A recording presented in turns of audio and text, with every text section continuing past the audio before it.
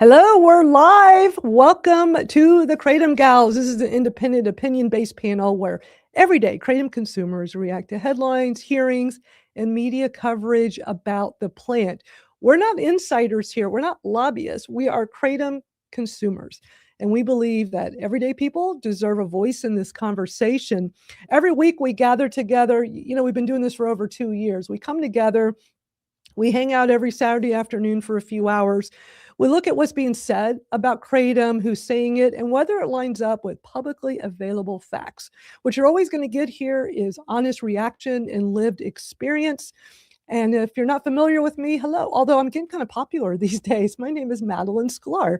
I host this live stream series and also the Kratom Stories podcast, the Kratom Real Talk community.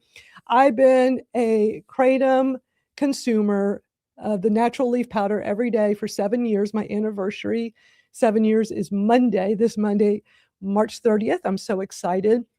I have never gone a day without using this for my debilitating chronic pain. This is just an amazing plant. That is exactly why I do this, why I do the Kratom Stories podcast, why I spend money out of my own pocket to have a home for us for the Kratom Real Talk community over on the school platform, and why I do all of these things on my own free time is that I feel so passionately about spreading awareness about Kratom, helping to educate people about it, especially those in the chronic pain community, because that's where I came from. And then also to help advocate for this plant. It is under attack right now. I think everybody here knows that. And it's really important for us to have a place we can come together, have conversations, learn more about advocacy, and just be more educated and find your people. Come hang out in the live chat with us and be around other like-minded Kratom consumers. Now, if you find value in these conversations here and all this work that we're doing to put a spotlight on Kratom education advocacy, be sure to hit the like and subscribe button here on YouTube. That's a great way to support this show. It only takes 2 seconds to do. Hit the like button because that lets the algorithm on YouTube know that people dig this and they will help spread it out to more people. You can also make a contribution by going to our website at kratomstoriespodcast.com/support. This podcast, this live stream, everything we're doing here is completely independent. We do this as volunteers on our own time, our own free time. We gather and do this. So any support from our community is greatly appreciated. Now, before we begin, I do want to stress that this live stream is for educational purposes only. We're not medical professionals here. We are not giving out any medical advice. We are sharing our personal experience in advocating for responsible legal access to this plant Kratom. All views expressed here are our own. I will repeat it. I feel like I have to repeat it every week. All views expressed here by each person that's going to come on screen and chat with you and us, their views are their own. Okay, so I'm going to bring up the Kratom Gals in one moment, but once again, I have to read a statement. And so let me read this brief statement as we get started here.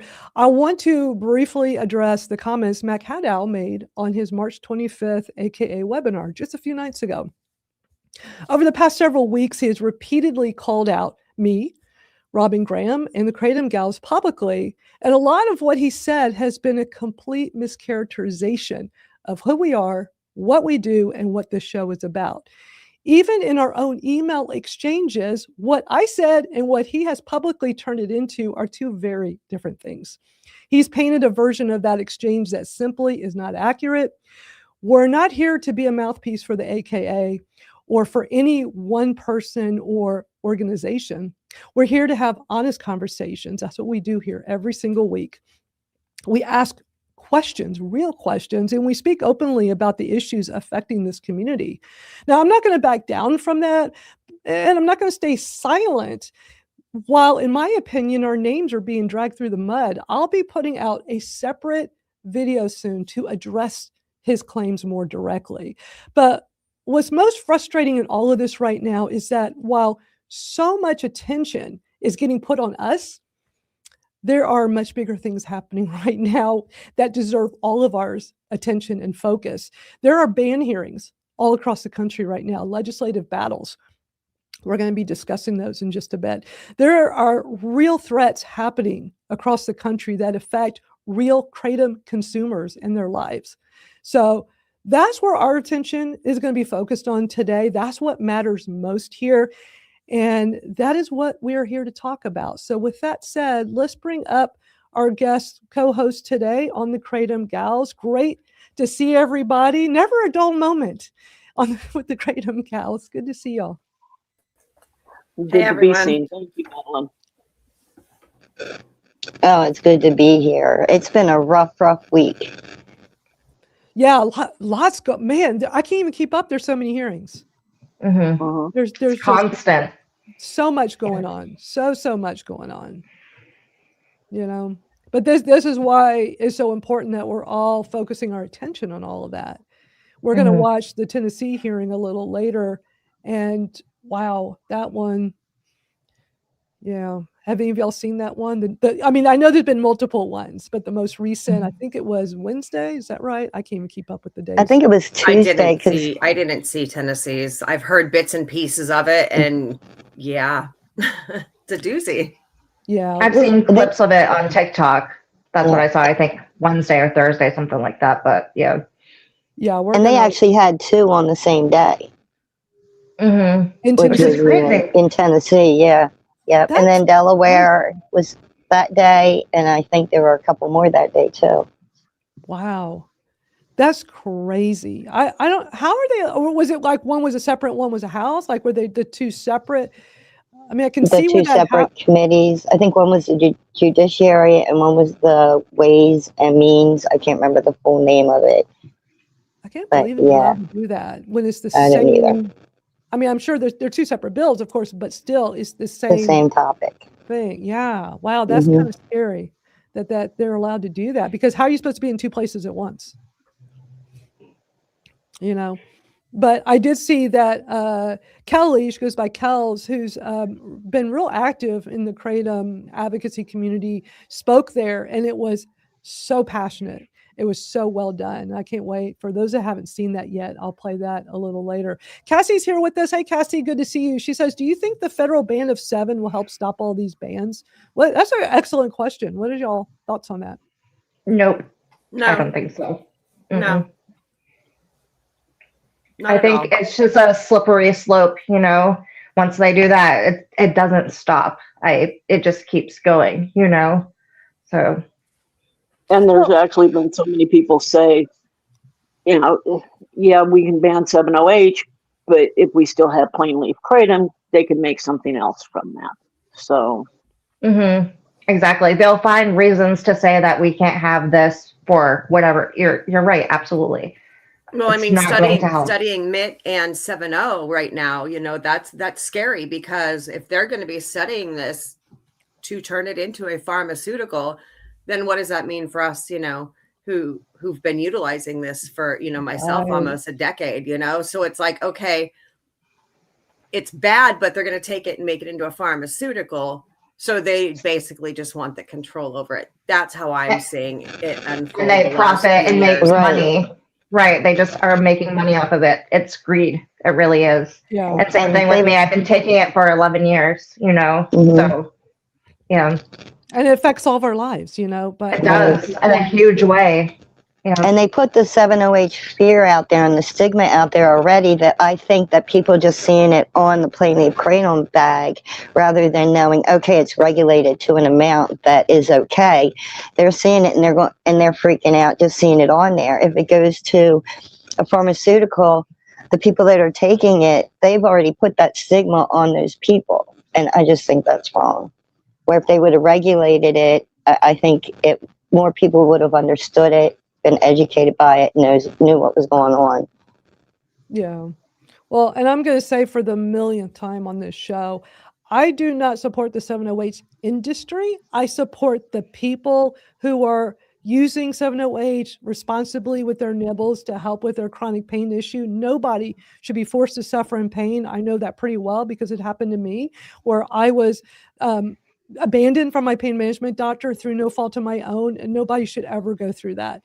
And I don't have a need for 7-OH. My kratom leaf powder works amazing 7 years in every day and works great. And I thank God every day it does. But if I was to use 7-OH to help my chronic pain, that does not make me a bad person, and that does not mean I should be demonized.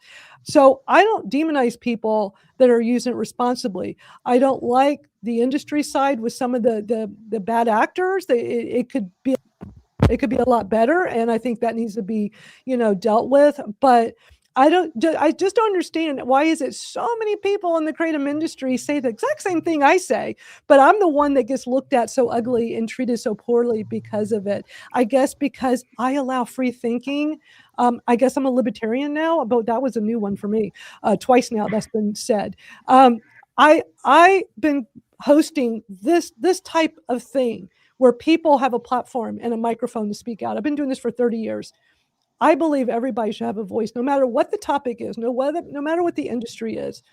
People should be able, and I'm not talking about the lobbyists. The lobbyist right now is going, oh my God, I keep trying to come on. They won't let me. I'm talking about us everyday people. This group right here, we're just everyday people. A bunch of y'all are in the live chat.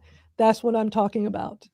Our voices don't always get heard. And when you have the lobbyists and the people that are paid to go fly all over the country and be at all these places to save our leaf, that's their job. Our job is we're all just trying to help educate.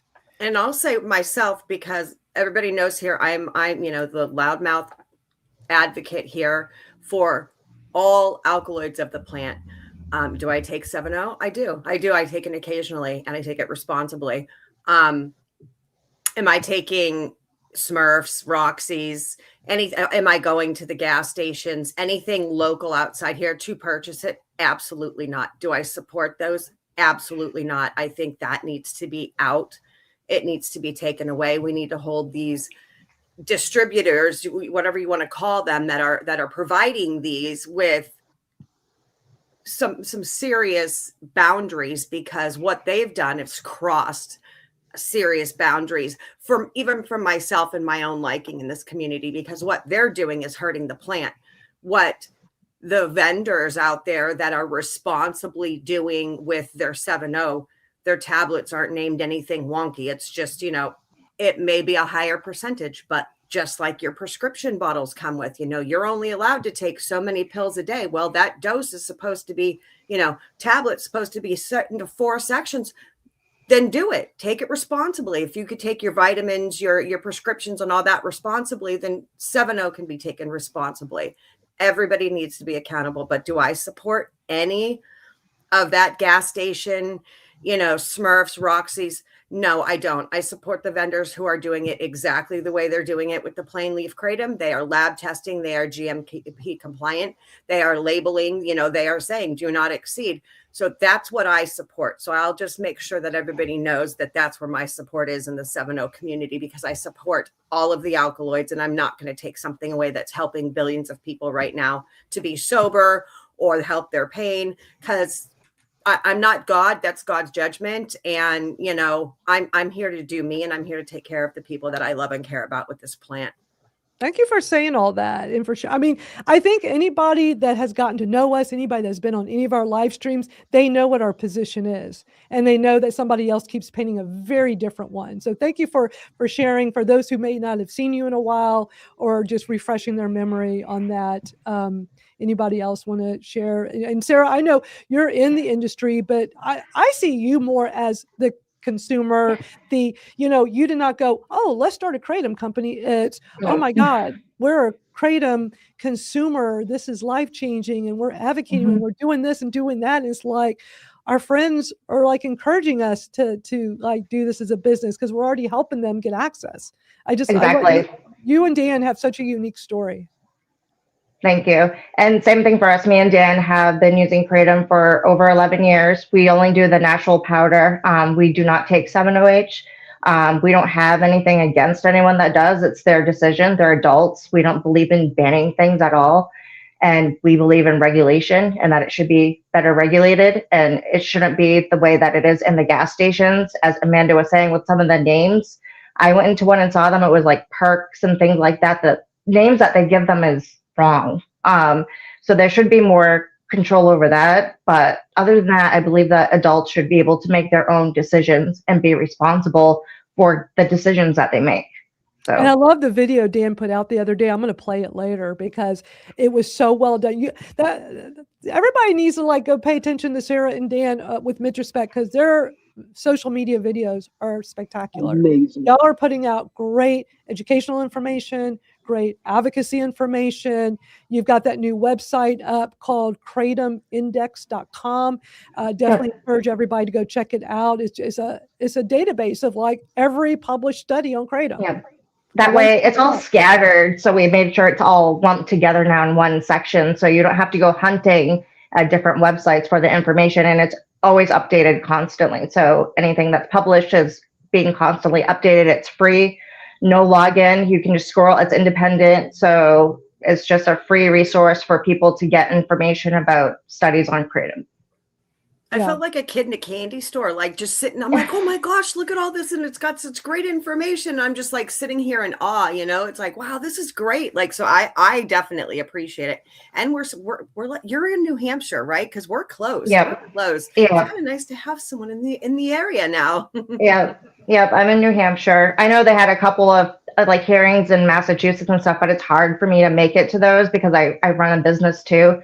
So I always tell people about what's going on and stuff, but I wish I could make it to more of them, honestly, but it's really hard when you're at work. Yeah, and they have something going on in New Hampshire. I had no idea about. I think it was the 23rd. I don't know. I sent it to Venus, and she's going to look into it. I'm like, I don't even know for the regulation on the 7.0. It's probably about what they had talked about from. Yeah, I think 21 ages and 20. It's nothing serious. I agree with that. So it's nothing bad. But yeah, they're always popping up every day for somewhere. It's crazy. Yeah. Craig, it goes by Mike's Hunt on here, had a really interesting question he put up here. Has anyone seen a consumer who has a skin pigment change color from dosing? And this is something I hear about off and on from time to time. There was one person, this was years ago, some guy went to the ER, I think it was, or to the hospital, whatever, and they're claiming that his kratom use caused his skin pigment change. That went away when he stopped. And there was no real scientific study on this. And every once in a while, somebody will say something about that, which it very may, my thinking is, are there some heavy metals? Where's the third-party lab test? Is it legit? Where are you buying it from? So many things we consume have heavy metals in it, have all kinds of things. And it's important to know where your kratom is coming from. But somebody a couple of years ago was in my TikTok comments ranting about how kratom caused them to have this skin pigment issue.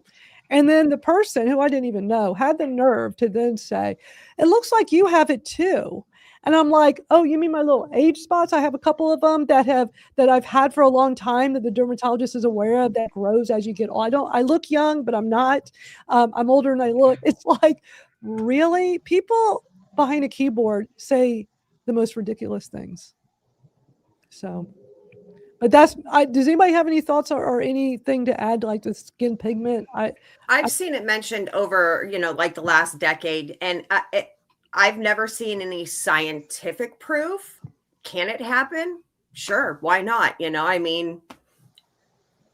Stranger things have happened in the world these days, could it happen? Possibly. I don't know. I haven't seen any scientific proof, but I have seen it discussed a lot and asked about a lot. But then again, when these people first started asking about it, we all know that a lot of these doctors aren't very educated, on kratom. So that, oh, well, that's what you're taking. Well, that's what the cause is. And it's like, okay, well, really, how much do you know about it to just say that's what the cause? So I kind of take everything with a grain of salt. And you know me, I'm always doing my own research to find out if it's true or not. But I've not seen any scientific proof that backs that up yet. Well, I love Cassie's comment because she says, I take the pigment change to have pain relief. Me too.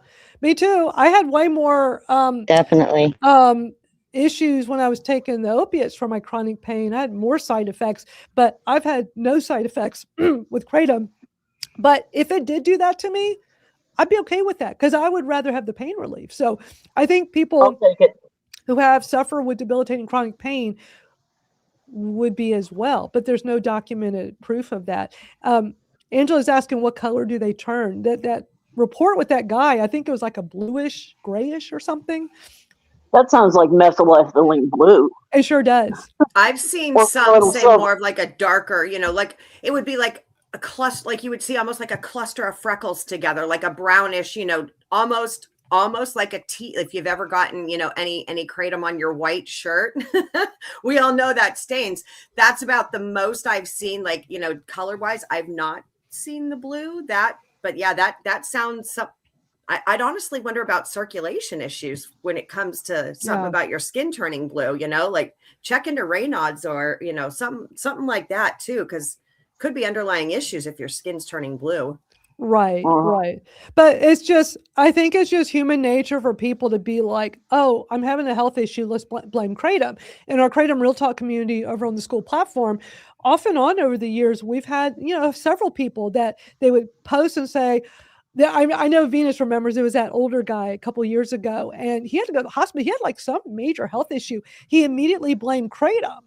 And we were all chatting with him and we're like, well, keep us in touch. Let us know what's going on. And then he gets out of the hospital. And he says it wasn't Kratom. He had some health. I forgot what it was, Venus. I don't know if you remember. But he comes back home. He's recovering. He goes, my wife was convinced it was the Kratom. She threw it all out. So he comes home, he finds out it wasn't the Kratom, and he's like, I gotta go buy it now. I had all this Kratom. It's gone, yeah.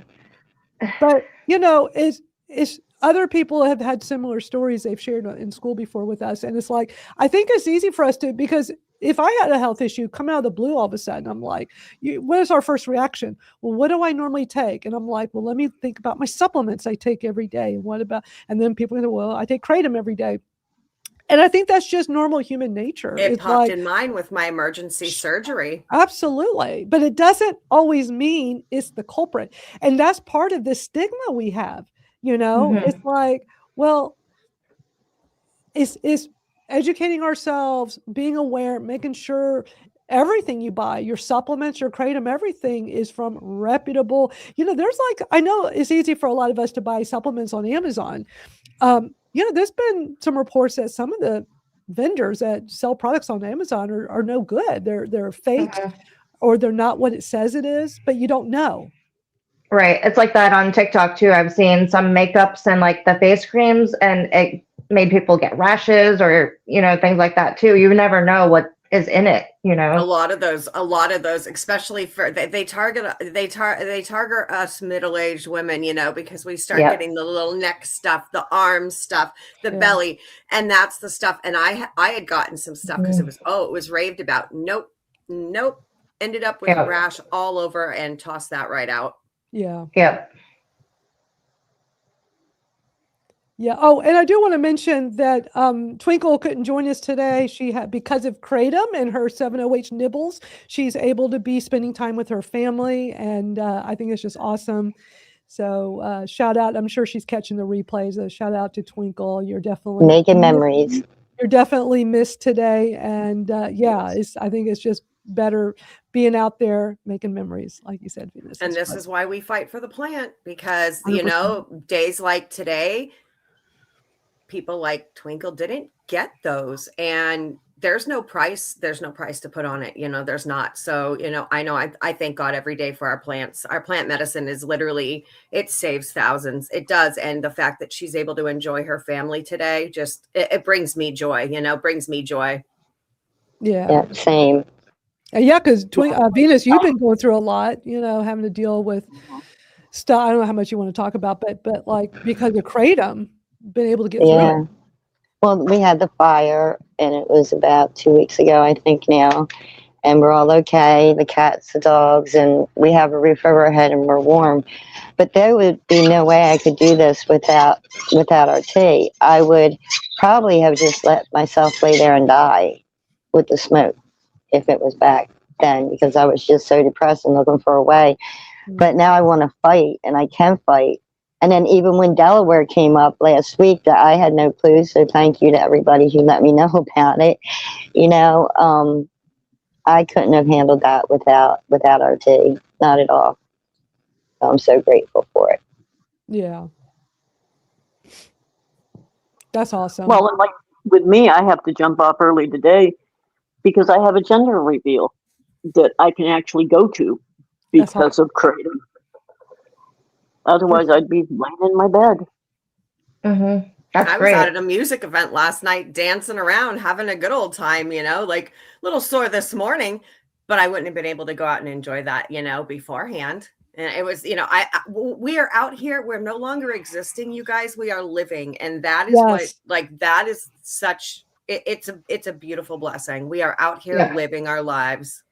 Yep. And I train jujitsu. I like combat sports. I fight people. I do competitions. And I would not do that at 40 years old without Kratom. No, I'm 42, but I can do it because of Kratom. So, and I love it. I love jujitsu. So that is because of the plant.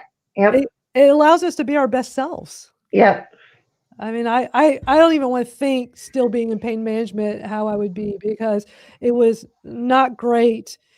In those 9 years, I was miserable. I couldn't be very active. And now I can do so much in even physical things. Like I still can't believe when I bend down. I'm like, I can't believe I can bend down because of Kratom. 100% because of my Kratom powder, my swamp water that I drink. It just blows me away. And Wolfgang has a great comment here. He says, someone truly with chronic pain would tolerate anything to keep the pain under control. If my skin turned blue and I smelled like a dog's ass because of pain meds, I would still take the medication. And that's a great point, because those of us with chronic pain, we definitely can relate. So well, that's a good thing. Kratom doesn't make you stinky. Yeah. So, but at least with Kratom, it doesn't make you smelly, like garlic or something like that. I knew someone that would take like lots of garlic and eat like raw garlic. Yeah. So I'm happy it does not smell like that. Yeah. Robin, do you see there's a question in there? I don't know if you want to address it or not. It's up to you. You do not have to. Because I actually didn't see what the question was. Are you able to see it on the screen? I know you're on your phone.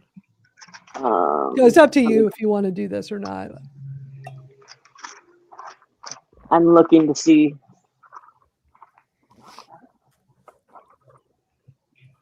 But it is. Oh, okay. Yeah, I'll gladly address that. Okay, because like I said at this.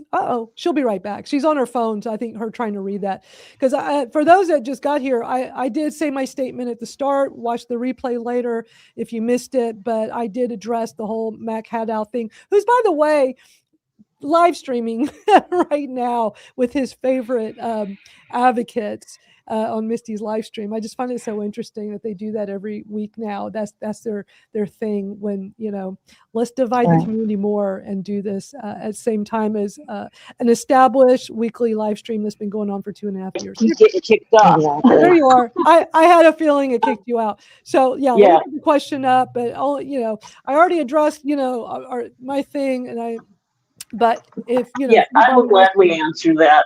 I was not at exactly Montana. Let me read it, because some people just listen while we're doing this. So for anybody just listening along, the question for Robin is, what is your response to the statement that you didn't show to the Idaho hearing or remote hearings? But it wasn't Idaho, but yeah, go ahead. It was actually Montana. And I did not show because for one of the hearings, I had jury duty, kind of hard to get away from that. And for the other hearing, I was at a funeral of someone very close to me.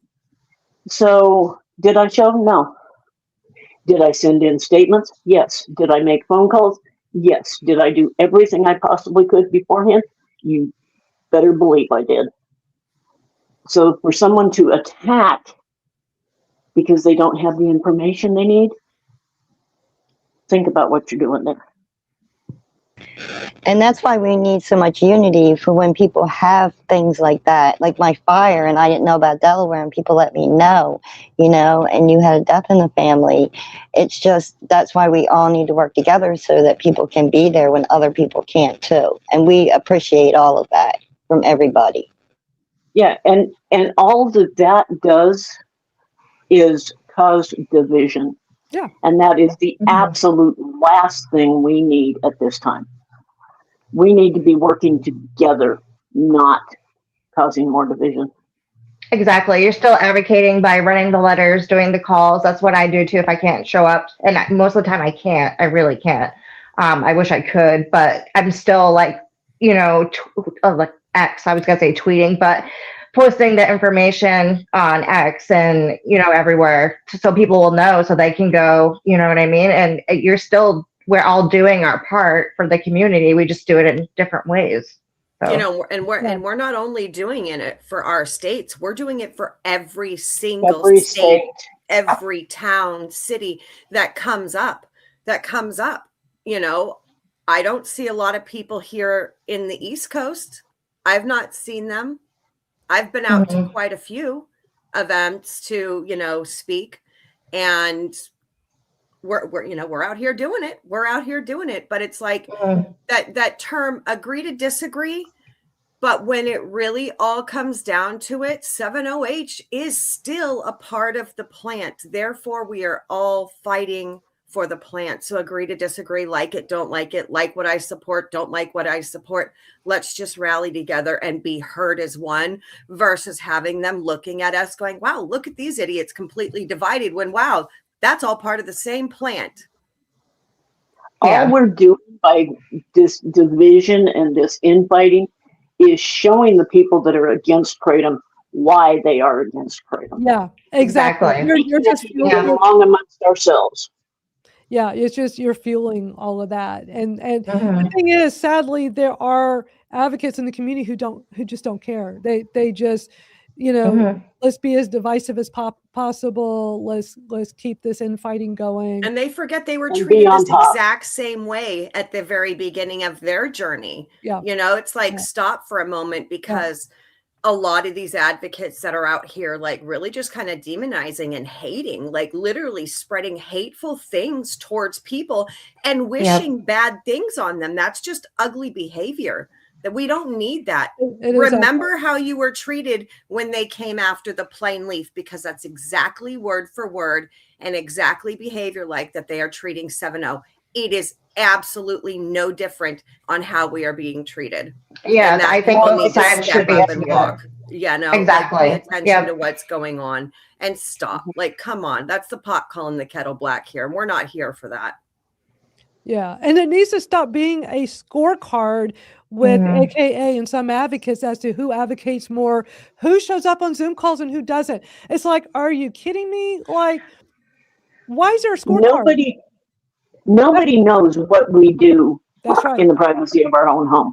That's right. Nobody knows how much time we invest, how many letters we write, how many emails we send, how many phone calls we make, or how many other advocates we work with. Nobody knows that.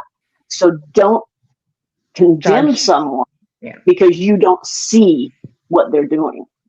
Exactly. And that's what they're doing. And they don't see you and your real life and everything else that you have going on, plus that, or the things that you do that they don't know that you're doing, like doing the emails and the calls and everything like that. Even though you're not physically there, sometimes that doesn't mean that you're not doing anything. Well, and that's wrong. A lot of us, you work, I work. I mean, it's great those that are able to spend an enormous amount of time, especially if they're on disability and they're devoting so much time and attention, and some advocates do, and that's awesome. But not everybody's in that same situation.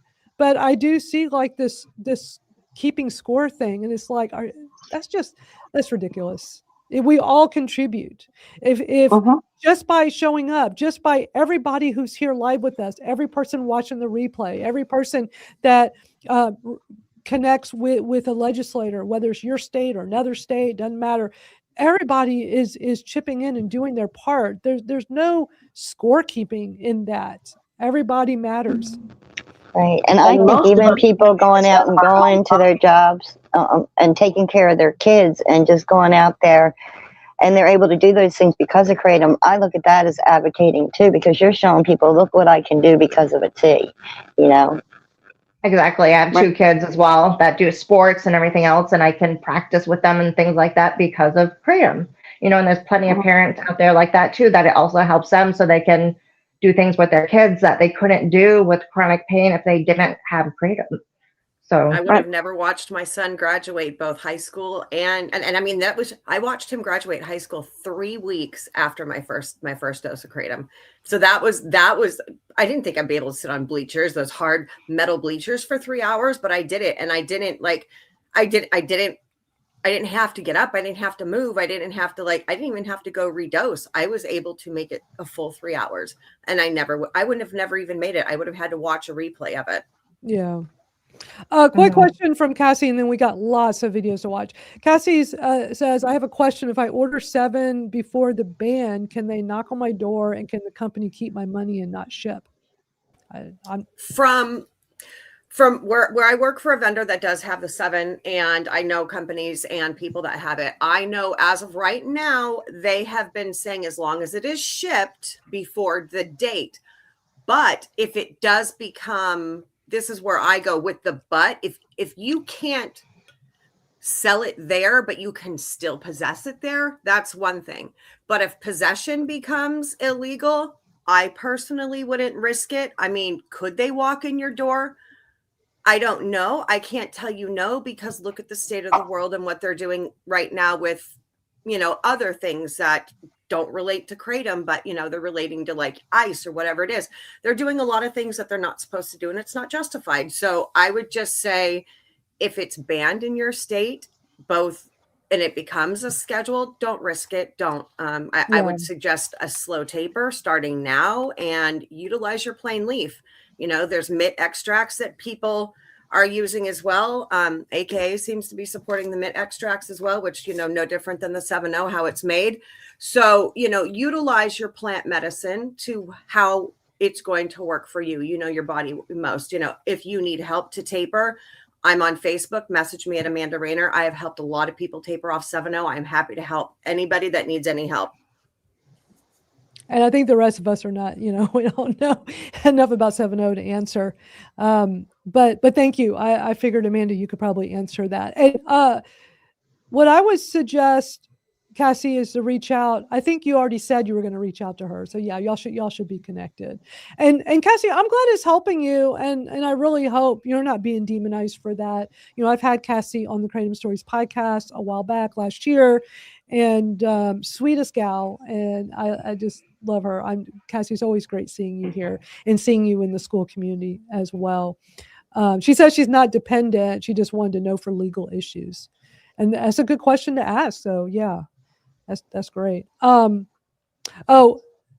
asking you, Amanda, what company you're with? I'm with Wonderland Gardens. I've been with them. It'll be 8 years. Wow, 8 years next month on the 15th. You're like customer service with them, right? Yeah, I've handled the customer service for the last 8 years of being with Wonderland. I mean, we lost our Facebook group a year and a half ago, and that was, for me, it was devastating. That was 6.5 years of my work that I put into it, and a lot of community members, a lot of, camaraderie. A lot of people came together, and we've lost a lot of, we've just lost a lot of it. But yeah, I've been with Wonderland for quite some time, and I support quite a few vendors, as does my boss, Brandon. We support a lot of vendors too. So. Yeah, well, let's get to the videos, because there's so much for us to watch. I'm going to. Well, you're getting to the videos, ladies. I will say. Okay. Bye for now, and I will see you next week. Thank you for joining us. Thank you. See you next week. Have fun at the gender reveal party. Have a good time. Yes, ma'am. Yeah, I plan on it. Thank you. Yeah, always great. And Angela will probably be coming on soon. Okay, great. Yeah, we'd love to have her. All right, so let's get into the videos. I was going to start with. There she goes. Okay, I'm going to start with Alabama. I don't know if y'all have seen some of these news stories out of Alabama. That one's crazy. That one blew my mind. Yes. Kratom has been banned in Alabama for a long time. Then why is he speaking out? Why? Well, that one blew my mind. I have 2 separate news stories from. I couldn't believe how much news coverage Alabama is getting right now. But I'm going to play 2 of them. And it's just, we have to watch these, because it's just like, what's going on? Yeah. So let's start with the first one. Now to a WBRC safety check. Attorney General Steve Marshall announcing a cease and desist order targeting businesses his office says are selling products with a Schedule 1 controlled substance. That substance, commonly known as Kratom, could leave many Alabamians addicted without realizing what they're taking. Your reporter Abby Heyman talking to Calera's Police Chief David Heisch about the families in their community who are impacted by this drug. Abby? Yeah, AG Marshall said this letter sent to stores across Alabama was a direct response to lab testing that confirmed products claiming to be for pain relief and relaxation actually contain kratom, which experts say can be just as addictive as opioids. But we've seen lives, marriages destroyed, families destroyed by this. It's just horrible. Attorney General Steve Marshall cracking down on products like Bougie Bliss, Better Weather, and Happy Hour. I'm going to stop real quick. Those 3 items, I looked them up. They're not kratom, at least not when you go look it up. These products are kava and cat's claw. So I don't understand. I'm going to pick it back up in just a moment, but I just wanted to stop for a moment because I'm like, okay, I've never heard of these products. And when they show them on the screen, it doesn't say kratom or mitragynine anywhere on it. But when you go and research it, it's like, it is a combination of kava and cat's claw. Have y'all heard of these? Bougie Bliss. I mean, these names, Better Weather. I've never heard of them. So I've not heard like of any of those names, but the products I've heard of both. I've utilized both those. But yeah, no, never heard of those products ever, which is crazy because I've heard of a lot in this industry. Because this whole thing is about kratom, and even in this letter, it even says up here, it says that it contains mitragynine and/or hydroxy. And so, yeah, I'll keep going. But I just wanted to point out, because when I first watched this, I'm like, I've never heard of these shots. Not like I know them all, but it's like I'm familiar with the names of a lot of them. And I thought, then when they showed on the screen, I'm like, that doesn't say mitragynine on it. It is. I'm like, wait a minute, that name is like the name for kava, like the longer plant name. But anyway, let me keep going. Each claiming to be natural relaxation shots, but according to Marshall, all secretly have kratom in them. And I was astonished because it's sold over the counter at gas stations. It doesn't list the ingredients accurately at all. Kratom was banned in Alabama in 2016 and classified as a Schedule 1 controlled substance. What we've discovered through independent lab testing is that kratom has made its way back into Alabama through improperly labeled products. A problem Chief Heitch saw firsthand in his own community. It's so sad because we heard repeated stories of people who were addicted to methamphetamine or cocaine or fentanyl or whatever, and they would get off of that. And then they would buy this over the counter thinking it's safe because it's for sale at gas stations and vape stores. They get addicted again. Experts say kratom affects the brain just like opioids do, making it highly addictive with a similar withdrawal process. And we heard stories of people buying 8 or 9 a day, and these are about $14 to $16 a bottle. And it was causing huge financial strain. Chief Heitch says officials are also seeing a link between kratom addiction and suicides in the area. Calera and other departments across the state will be going in person to stores and allowing businesses to give them these products to be destroyed. We don't believe at all that they are selling a product that they otherwise know is illegal.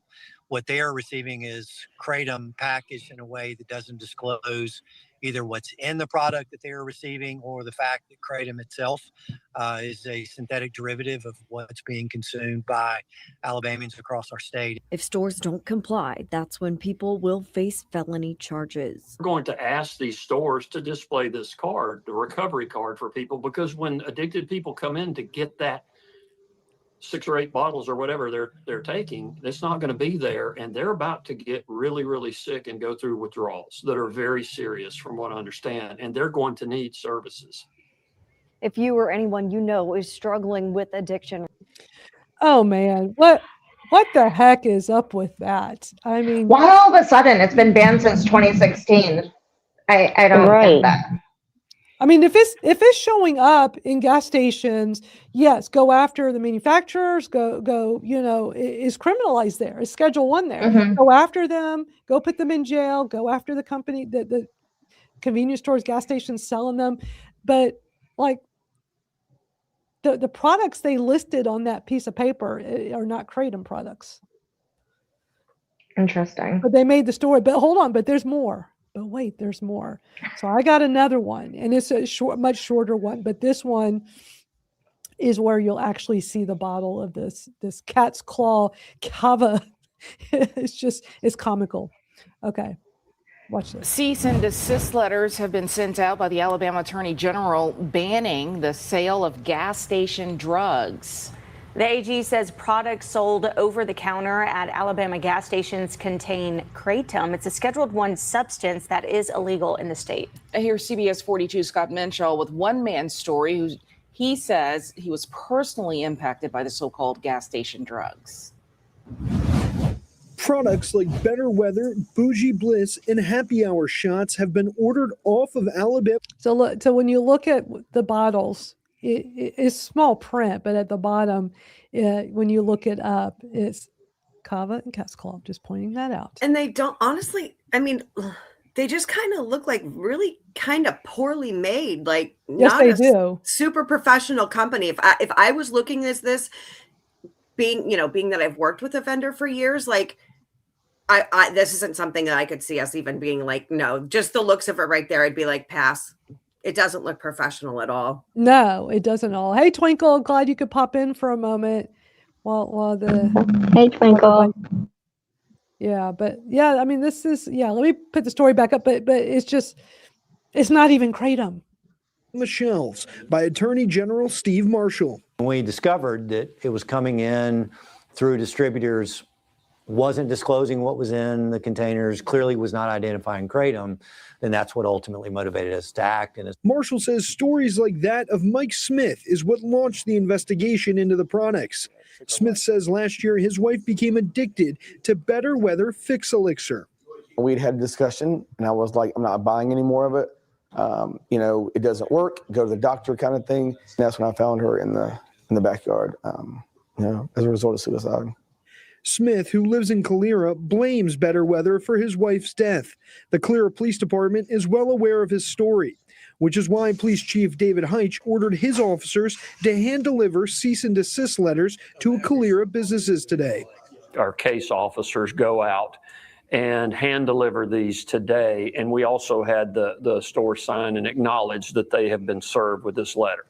I think that sends a little stronger message. We also inform these people that this is an illegal drug, and we allowed them to abandon it to us. Just hours after the Calera Police Department distributed those letters from the Attorney General, we were able to find a store here in Calera that sold us one of the substances that the Attorney General says is illegal. We called the Calera Police Department and let them know what had happened. Within minutes, 2 Calera officers were on the scene. They collected the rest of the now illegal products the store had and told CBS 42 they will be pursuing charges. Marshall says anyone who is found to be selling the products that are included in the cease and desist letter will be held accountable to the fullest extent of the law. So they send the police right over to these products that aren't even kratom. I don't understand. Wow. That's just crazy. It is. I would not live there. No. It's totally false reporting because they're basing the whole thing on kratom and it's not even there. Right. Well, I don't know why. Is it because kratom is gaining so much momentum and it's in the headlines, so they want to be in it too, or those products were not kratom. I guess because kratom is such a hot topic. It's in the news, 7OH and kratom all the time. I don't know. The whole thing made no sense to me, but I felt like y'all got to see this because one of the reasons why we do the show is to show all this misinformation that gets put out from the media. So in wherever that's being broadcast in Alabama, that's what they're seeing on the news. So, Angie's here with us. Hey, Angie, good to see you. Hello. Thanks for being part of that with us today. Good to have you join us. It was great having Robin with us, and now you're just coming in to hang out.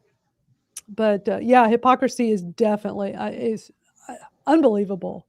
This is why it's so important to speak out, to advocate, to reach out to your legislators, and be reminded that even though things are looking bad in some of these states right now, the fight's not over. Tennessee, and we're going to watch their latest hearing a little later. People are in my TikTok comments like they think it's over. I'm like, no, it's not. That people think it's banned. It's like, no, it's the process it's in, and it is moving closer towards being a ban, but the fight's not over. Call your reps, call the governor, get loud. I mean, people think it's over. And I think that's why there needs to be more education. Some of the things we talk about is how all of these hearings is a process. Right. It is Exactly, Yeah, because what each step means. Yeah. everything we read, all these legislators, when have you seen one that says anything that even has one fact correct? And that's scary because they're banning things based on fallacies. Yeah. There's just so much misinformation. It's unreal. Now, Connecticut, we all know, has banned and scheduled Kratom, sadly. And so it became official as of Wednesday. So it's been all over their news there. And I'm just going to play what there were so many stories, so many news stories, but I'm going to play one because I find this one the most interesting because of the way this reporter starts it. And I think y'all will agree that this is an interesting way to start a news story about banned Kratom. This week, businesses were forced to choose, either send their Kratom back to the manufacturer or bring it to a drug collection box like this one to be destroyed. And now, so take your Kratom off your shelves and put it in a med return box, a med return metal box. Wow. So it can be destroyed because it's a drug. What? That just like caught my eye, unlike any of the others. It's like, any thoughts before I keep going? It's just crazy. They're like really blowing it up, I feel like, and making it way more dramatic. And it's the news, and the news can do that, so they get more people to look at their stories. And that's really unfair to people when they don't say like the actual facts. They're just like, oh, we got to put this in this bin because it's so bad. And they don't give the facts on anything. Right. Exactly. Are we leaving like cars that have been demolished by drunk drivers and say there was however many, people that perished in this because of a drunk driver and alcohol? No, we should, but here, let's get this med box. Come on.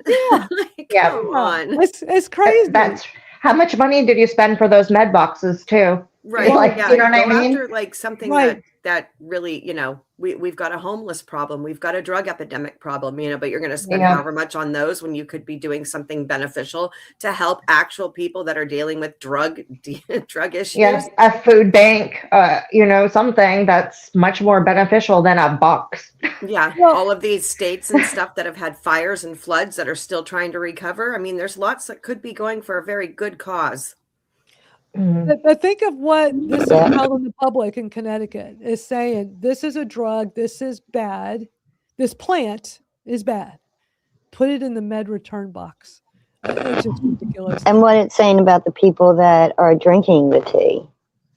The same thing. That they are bad. They're doing something wrong. And that's just not true.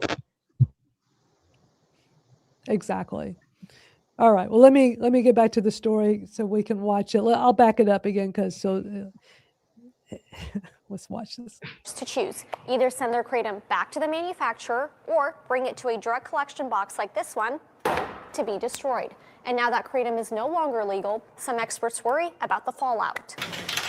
I don't really know what people are going to do who yesterday possessed it legally and today possessed it illegally. That's a tricky situation the state's putting some people in. Joe Madalena, the director of nursing with the Roots Center for Advanced Recovery, says he's worried about folks who took Kratom regularly. People find it to be very addictive. But he says that wasn't always common knowledge. The way it was brought out to the public was misleading. There was no indication initially that it was as dangerous as it's turned out to be. But now, the potential side effects of the supplement have been made clear by health officials. In low doses, it acts like a stimulant, similar to maybe cocaine or amphetamines. But in high doses, it acts like an opiate, similar to heroin, fentanyl, or the prescription drugs like oxycodone.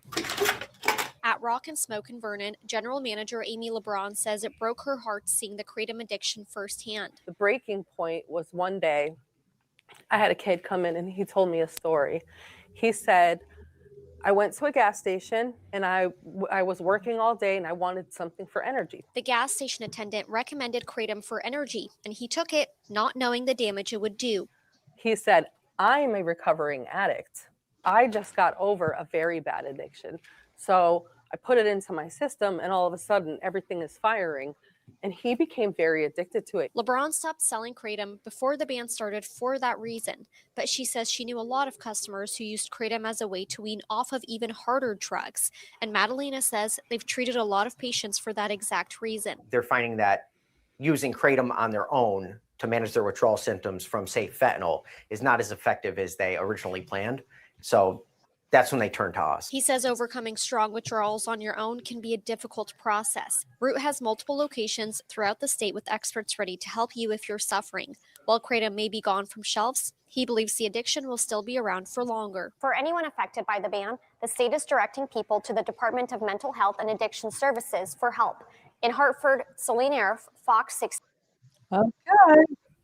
So for people that are like going to like these detox places and stuff, from someone who's worked with people in recovery, who has had family in extensive in and out of recovery, you've got to test positive for drugs, not Kratom.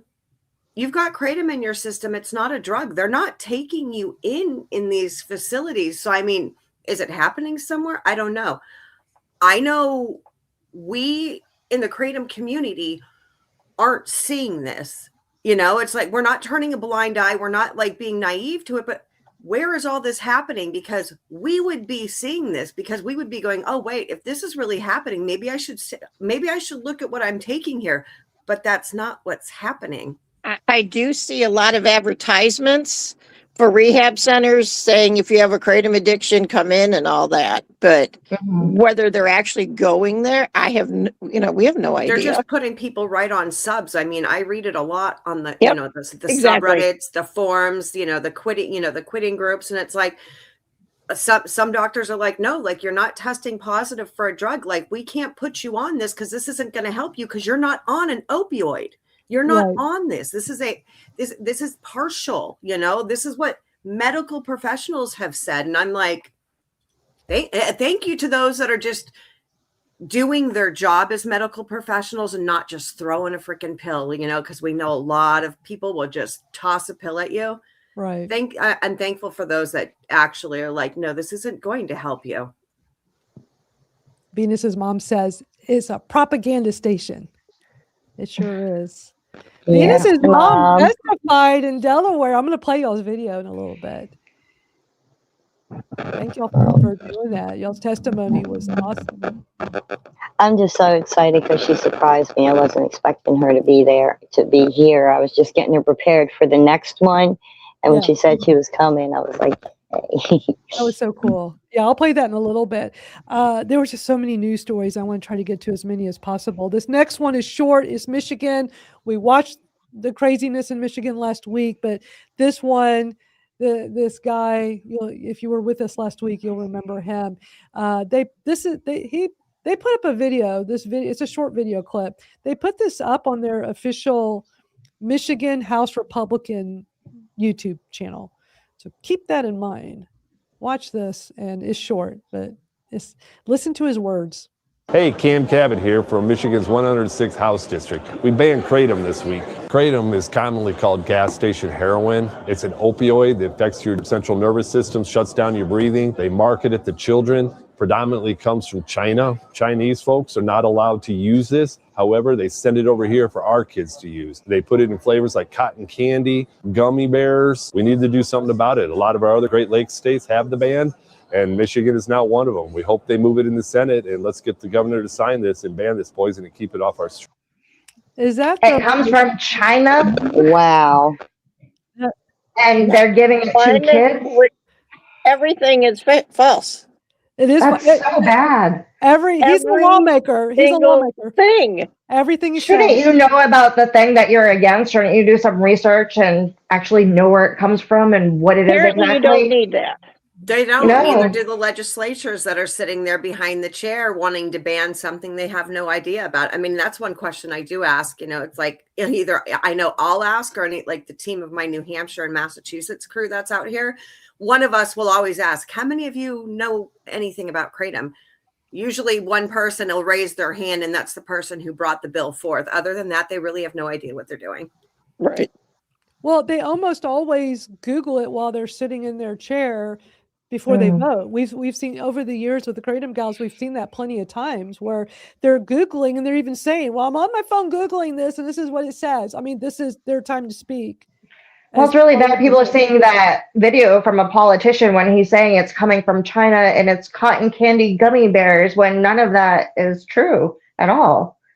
And then people that have no idea about it are seeing this video, and that's the big misinformation issue that we're having. They've been lied to in that state. Yeah. That was one of the main legislators on this bill. And, they I played it last week. They did a huge press conference, and him and the other guy were just gloating and happy and thrilled that this product from China got taken off the streets. It's like, are you kidding me? They're using two big ones that are really going to grab at you. The gas station heroin, and it's going after children, which it's neither. Well, in China too, like that. Yeah, China. So yeah. Well, we know fentanyl comes from China, but what are we doing about that one? How about the xylazine that's out there that's new? I don't hear anything about that on the news. Never in the news. You never hear about fentanyl. Did fentanyl just go poof and magically go away? I don't know, because let me tell you, what I see out on the streets of Nashua and Manchester and place here, in Boston. No, it's not gone away. It's very sad to see. And you know what? Like, I look around, and not to say like drugs were better, but like there's what was back in the 70s and 80s and 90s to what is here now. Totally two different aspects. Everything now is coming from China, and it's fentanyl and it's xylazine, and it's literally killing our people. And here, we have our plant that's helping people come off of things like that and giving them their lives back and becoming productive members of society. But let's take away something that's doing something productive. Right. Exactly. Well, this next news story is out of Tennessee. Tennessee's been under attack, and a lot's happened this week. We're going to play one of the hearings in a little bit. And with the hearing they had this week, there was a House subcommittee meeting. And I want to play it in its entirety. It's 25 minutes long, so I want to make time for it. So I'm just trying to be mindful. Do y'all like need to leave at the top of the hour? If anybody needs to go, all good. I just definitely want to make time for us to watch it, because I've watched part of it, but not all of it. But they did allow one person from each side to testify. And we had Kelly, who's active in the Kratom community. She testified, and I saw that part. It was really good and very heartfelt. She was amazing. But other advocates were there, and they only let one from each side speak, which I thought, wow. I guess states do whatever they want, right? They can make their own Exactly. rules. Yeah. It's a real shame. Sometimes it's like 60 seconds or a minute, and that's all they get. It can change. Venus, we're getting a lot of static every time you unmute. Like Florida, when they were under attack a year ago, we played one of their hearings. We played several of their hearings, and they had a hearing.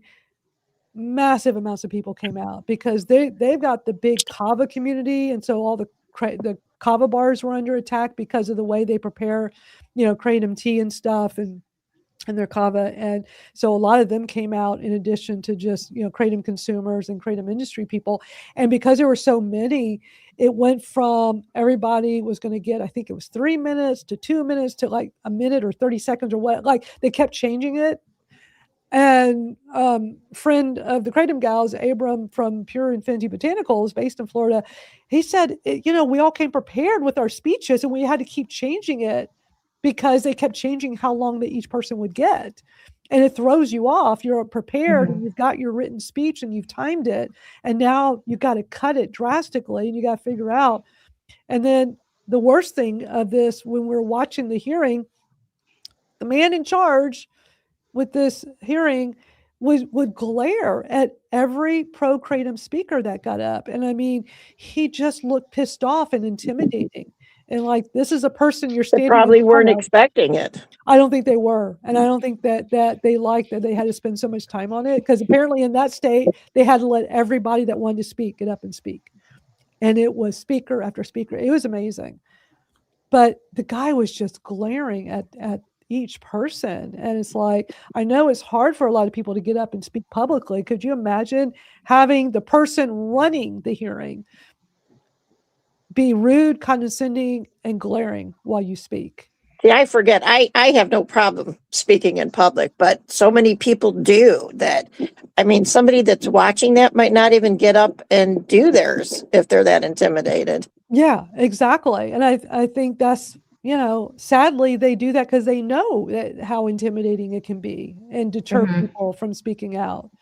So, yeah. But yeah, a lot of comments. I know these are a little bit older, but people are talking about how the fentanyl in China and all of that from our previous conversation. And we appreciate everybody here live chatting with us. Let me play this news story out of Tennessee, because it's really interesting what's going on there. Tennessee lawmakers are also considering a bill that would put a statewide ban on the controversial drug Kratom. Local Representative Esther Helton Haynes introduced the bill 1649 in January, and Madison Sims has the latest.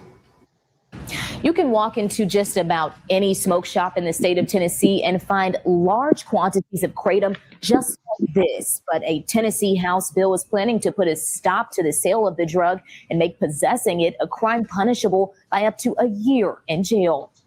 This bill addresses the growing public concern and safety. So they want to put you in jail for up to a year. So keep that in mind. In Tennessee, if this goes through, they want to put you in jail for up to a year for possessing Kratom.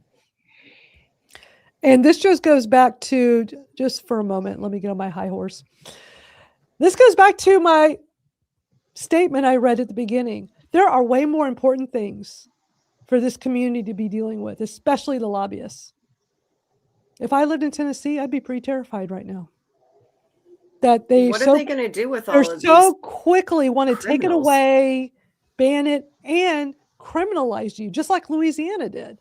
Right, criminalize regular people, moms, dads, and just regular people, and put them in a cage. In already overcrowded jails, Right, like, with actual criminals that commit murder, that makes no sense. Or ones that are actually, dealing drugs and actually have the drugs, that are killing people. Yes, but it's a scare tactic, and they're trying to scare people from using it because they're saying, we're going to throw you in jail. I mean, look at Louisiana. That lady was practically laughing when she said, we're going to put you in we're going to, for even first offense. Didn't Venus, do you remember that lady? Oh my God, she just irked me like crazy.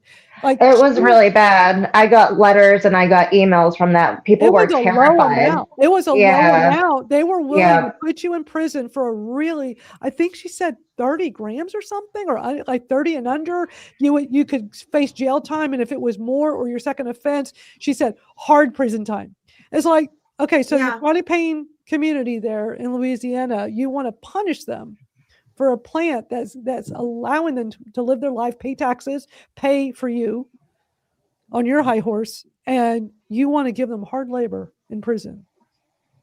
Yeah, I've had a few veterans reach out to me because there's an anti advocate out here on the East Coast that she attends quite a few, and she was making statements, if you're a veteran, you can have your benefits taken away. And it's like, excuse me, like these men and women fought for our country. They are not properly taken care of at the VA. How dare you even threaten their livelihood because they're finding help with a plant when they cannot get help medically? Like, I was just, my flabbers were gasted. And they're scared to they're scared to speak up about it because she's, there's people going out there saying, oh, well, you can't do this, or we're going to, and they'll call because we've seen some shady things that they've done. So some very well-known advocates in this community, that is just downright wrong. Yeah, definitely. Dope Flow, we're playing a Tennessee news story, but I haven't played the Tennessee hearing yet. I'll play it in a little bit, but let's get back to it. I just can't believe that they want to criminalize people in Tennessee. If this goes through, it's not gone through, but if it does, that's what they want to do. And that's, to me, that's like really scary. So, all right. Let me finish. It's cruel. Very, very. There's punish the industry. Don't punish people. Punishing people trying to get pain relief and people that are having addiction issues. What does that, to me, when they do stuff like that, to me, that says we just want to make money with the prison system in our state. Exactly. That's all that is. I looked up Tennessee too, what you're saying about how long. So the first offense is 11 months or 29 days. And then the other offense is a Class C felony, 3 to 15 years in prison.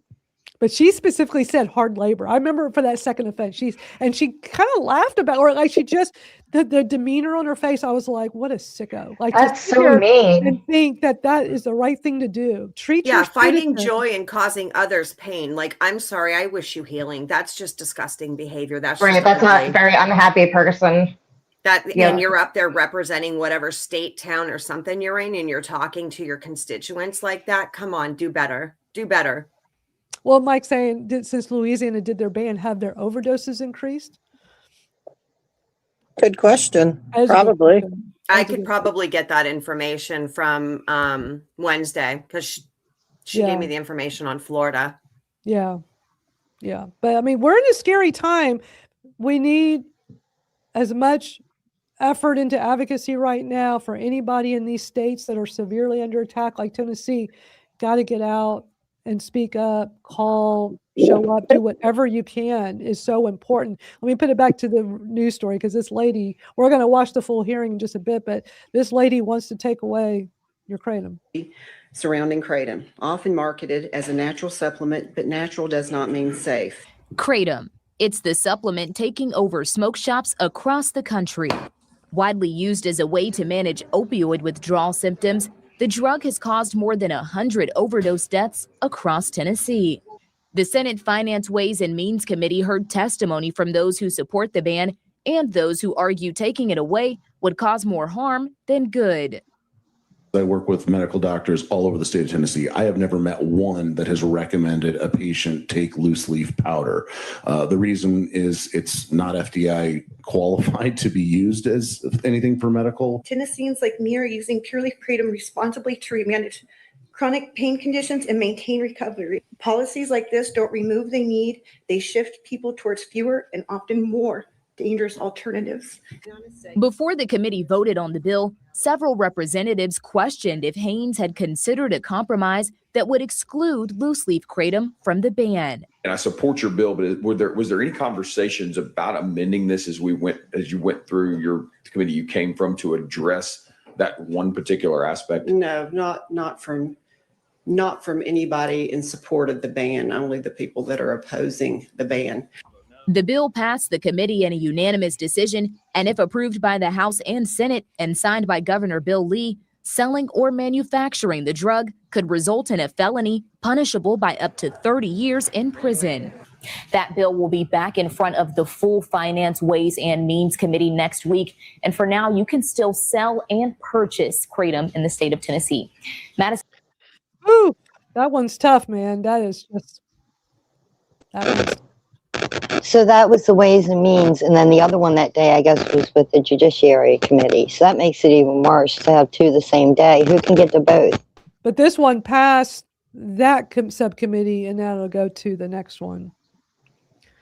So it's a process, because again, as I said earlier, there are people in my TikTok comments that think it's now banned because of that. So it's look, before I was a Kratom consumer, I didn't understand how all this stuff worked. I didn't pay attention to politics, but since getting involved, I've learned a lot from the different lobbying groups, from the webinars, from the discussions, from you all. And that's why we do this each week, because we're all learning. And hopefully all of y'all that are here with us, whether you're live or watching the replay, you're now getting educated on this, because I didn't know how this worked before. I'd be watching the news going, oh my God, they just banned it. Well, not yet, but it's a process. Although some states shortcut the process. Look at Connecticut. I mean, that was ridiculous. Right. Hide it in a different ban bill, like hide it in a hemp bill, bypass a committee, bypass, things. And They're doing that. They're hiding it with nitrous, with tianeptine, with other things. It's like, why are you even correlating the two? Mixing it with Schedule I drugs. Like, here again, we're all here in our faculties. I can guarantee we've all had our dose today. We're all completely, we're fine here. Wide awake. We're if good. I didn't have my kratom, I wouldn't be able to sit here. That's the at thing my is, we desk. wouldn't be able to do this. I would be in too much pain, even with my pharmaceutical opiates prescribed by my pain management doctor. I did that every day for 9 years. Trust me, I would not be able to sit here like this. I would not have this smile on my face. We existed. Exactly. I was good at pushing through it. I would probably be able to sit here and do it for about an hour and then just get to the point where I can't fake it anymore. But you would be able to see just my demeanor that I wasn't feeling good, that I was miserable. That's no way to live. If there's a plant that lets me be this, I mean, come on. We've been there. We've done that. We're not going back to that. And to hear lots. I don't even, at this point, I probably have heard hundreds since 2016 till now. Because when I first took my first dose in 2016, right around that 2016, 2017, I'm up in Concord. I'm like deer in headlights, about ready to go say, hey, this works for me. Don't take it away. And I have no idea about anything going on. I'm just there because I heard there was a ban. And now, even now, all the legislative stuff, it's so confusing. Thank God I've got Venus, because she really kind of explains it in Amanda's language, so she can understand it. But she's really good at it. It's a lot, but man. Yeah, I'm just learning it all too. And some of these bills, the one, I can't remember, I just wrote a letter for it the other day. They actually took the bill number and then they take out everything that was actually in that bill number and then they replace it with their Kratom bill information. So, and then it just goes on that same schedule like it would, but instead of being for what it was originally for, it's now talking about a Kratom ban and has just that little bit of time. It's very static. Okay. It's getting real bad. Ooh. Not as bad. It's bad. It's okay. No, it's okay, Venus. Can you try just unplugging it and just seeing if you're using your speakerphone? That might actually be fine. Let's see if that works real quick, because that static. Yeah, it's okay. It's not great. Okay, it's just real staticky. Well, you unplugged it. Can you plug it back in? Your headphones and microphone. Try that again. Maybe you just need to be unplugged and plugged in. It's that staticky thing, but it kept getting worse in there. It was almost nails on the chalkboard. Oh, it's like is that any better? No. Okay, I'm just going to be quiet. I'm sorry. It was kind of like nails on the chalkboard. We need to get you some new headphones. We'll do that. And I do want to shout out to Deborah, who's here, who's been going to all of these hearings in Tennessee. And she said that they went around to the legislators' offices and knocked on doors to give their testimonies to everyone that would take it, which is awesome. And then she signed up to speak on Tuesday. But this is why education is so important. She says most legislators didn't know there was a difference between 7-OH and natural kratom. And that's such a big problem. And we keep talking about that here so much, but you got a lobbyist who keeps saying over and over, they are educating all these legislators around the country about it. This right here. And we're not sitting here trying to point fingers and say, you're not doing your job. But this person who's here with us right now, Deborah Chesney, who's awesome, by the way, I've interviewed her for the Kratom Stories podcast, just hadn't come out yet. It'll come out, I promise. She's telling us she's there. She knows what's happening. She says they don't know the difference. So thank you, Deborah, for helping to educate them. And it's like, what else can we do to get these legislators more educated? It's needed.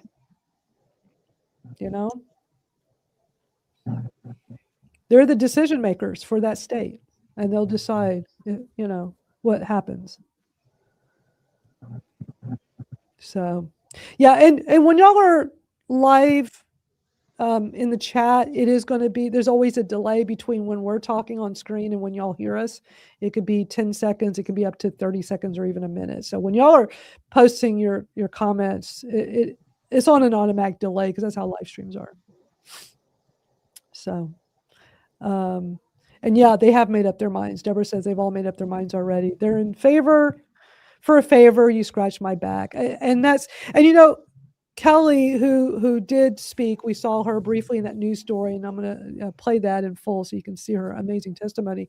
You know, she did call in on Max AKA webinar the other night and said exactly that. There's a lot of this backdoor deals going on. You know, these are people's lives. And it's a real shame. So it's not right. Just got a text from Jordan. New bill on Kansas has passed the House and the Senate, although with a slim margin. 3 of the most conservative members spoke out against the bill, which is in our favor. So that's good to hear for Kansas.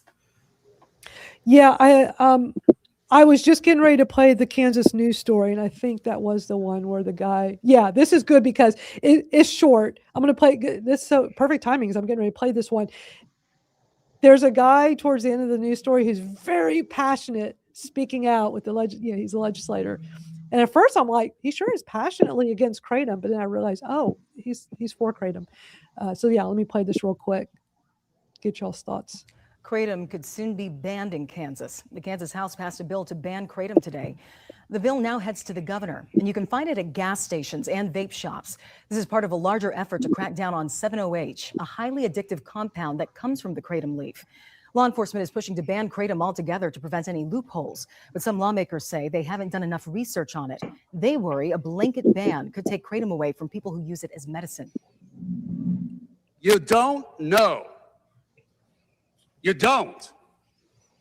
You have not had the research. You have not had the testimonies. You have one-sided views, and you are trying to make something illegal that my constituent needs to survive to save the family. This is the new fentanyl. The bottom line is, because of the inactivity on this bill, is people are dying. And that's the bottom line here. People are overdosing, they're dying, they're in the emergency rooms. If the governor vetoes the bill, lawmakers can attempt to override it next month. So that was a short one. That guy was very passionate. It was really nice to see that. Speaking out to his constituent. So that's the latest with Kansas. And, come on, microphone. All right. And then I'm going to quickly play. We'll just get through these really quick because, yeah, there's so much to look at. Next one's Minnesota. It's not too long. And then we're going to watch Venus and her mom testify in Delaware via Zoom. And we're just going to do that because I want y'all to hear her and her mom's awesome testimony. Then we'll move to the Tennessee hearing and watch it in full. So let me play this. But this again, this Kratom is under attack in a lot of places right now. A lot of places. So it's important to be aware of what's happening. I think we need a lot more severe restrictions on this to protect the public. New tonight, state lawmakers are debating a bill that would raise the minimum age to buy a supplement called Kratom. Some use it for anxiety or to wean themselves off opioids. But the FDA warns against using it, citing the risk of death in rare cases. And just today, Connecticut became the 7th state to ban it, but it is still legal here in Minnesota. Fox 9's Mike Manzoni joining us. And Mike, lawmakers are now considering several bills to address concerns about Kratom. Kelsey and Randy, one set of bills would raise the age to buy it from 18 to 21. The other pair of bills would classify it as a Schedule II controlled substance, which means you'd need a prescription to buy it. It comes in all sorts of forms. For example, we bought this bottle of liquid Kratom at a smoke shop here in Eden Prairie today for about $13. The label on the back of it includes a reminder that the FDA has not approved it for human consumption. We also bought this bottle of pills for about $18. The label advises nursing and pregnant women against taking it. A state Senate committee discussed a bill that would raise the age limit to buy it. Democratic State Senator Elise Mann, who is an ER doctor, co-sponsors the bill. She faced questions over whether the measure would do enough, but she told me that banning kratom outright is not necessarily the solution. If we just raise the age of 21, we're missing so much of the conversation, and so many people are going to be in serious danger without really realizing it. I don't think we're going far enough at all. The ones that have the synthetic additives are the ones that are causing issues, the more significant side effects, and even some deaths now have been recorded. That we have to be very careful when we take anecdotal evidence and write laws based on that. That's not the way we practice medicine. That's not the way we should write laws either. So there you go with Minnesota, the latest going on there. I mean, it's just all over the country. It is. It's constant. Every day when I look at the news, something pops up somewhere. I just can't believe how much of this is going on. I feel like it's just gained that momentum, and then other states see other states doing that, and they're like, oh, you know what I mean? They're kind of copying each other at this point, it seems like. And if they don't do something, then they think they're going to look bad. I don't know. It's odd, but yeah, it's like a snowball effect. It's going to just keep going. Right. Now, I live in Texas, and Texas was under attack a year ago. We're lucky in Texas. They only meet once every 2 years. So what happened here, it went through the Senate, a couple of hearings through the Senate, it passed the Senate, went to the floor, passed the whole thing. Then next, it has to go to the House. It always starts on one side. It always has to start like on the House. Sometimes they start on both sides at the same time. Everything's different state by state. But in my state, they only meet once every 2 years.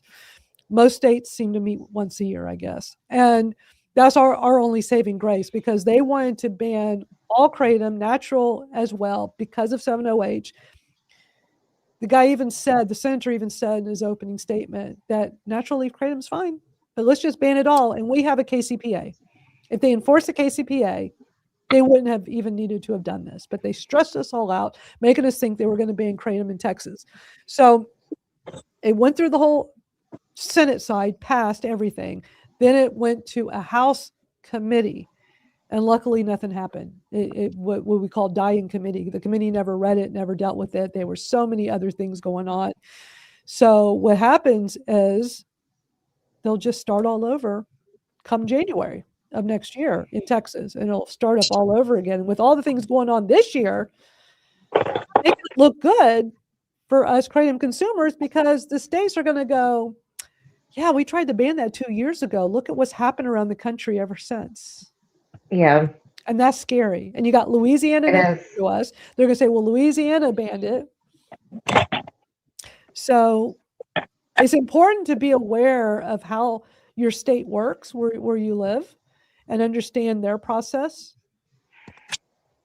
And, sign up for the advocacy group so you know what's happening. Their job is to inform us what's going on, to help keep kratom safe and legal. Yeah, and your story really matters. People share their stories. That really does make a huge difference. Some people might say, I'm too shy, or I don't know if it'll do anything, but every person has a story, and that matters so much. So I always tell people that, just tell a friend, tell a family member, so more people are knowing this side of it, besides like the scary headlines and things like that. And those states that do have the KCPA, don't think you're safe because that's there.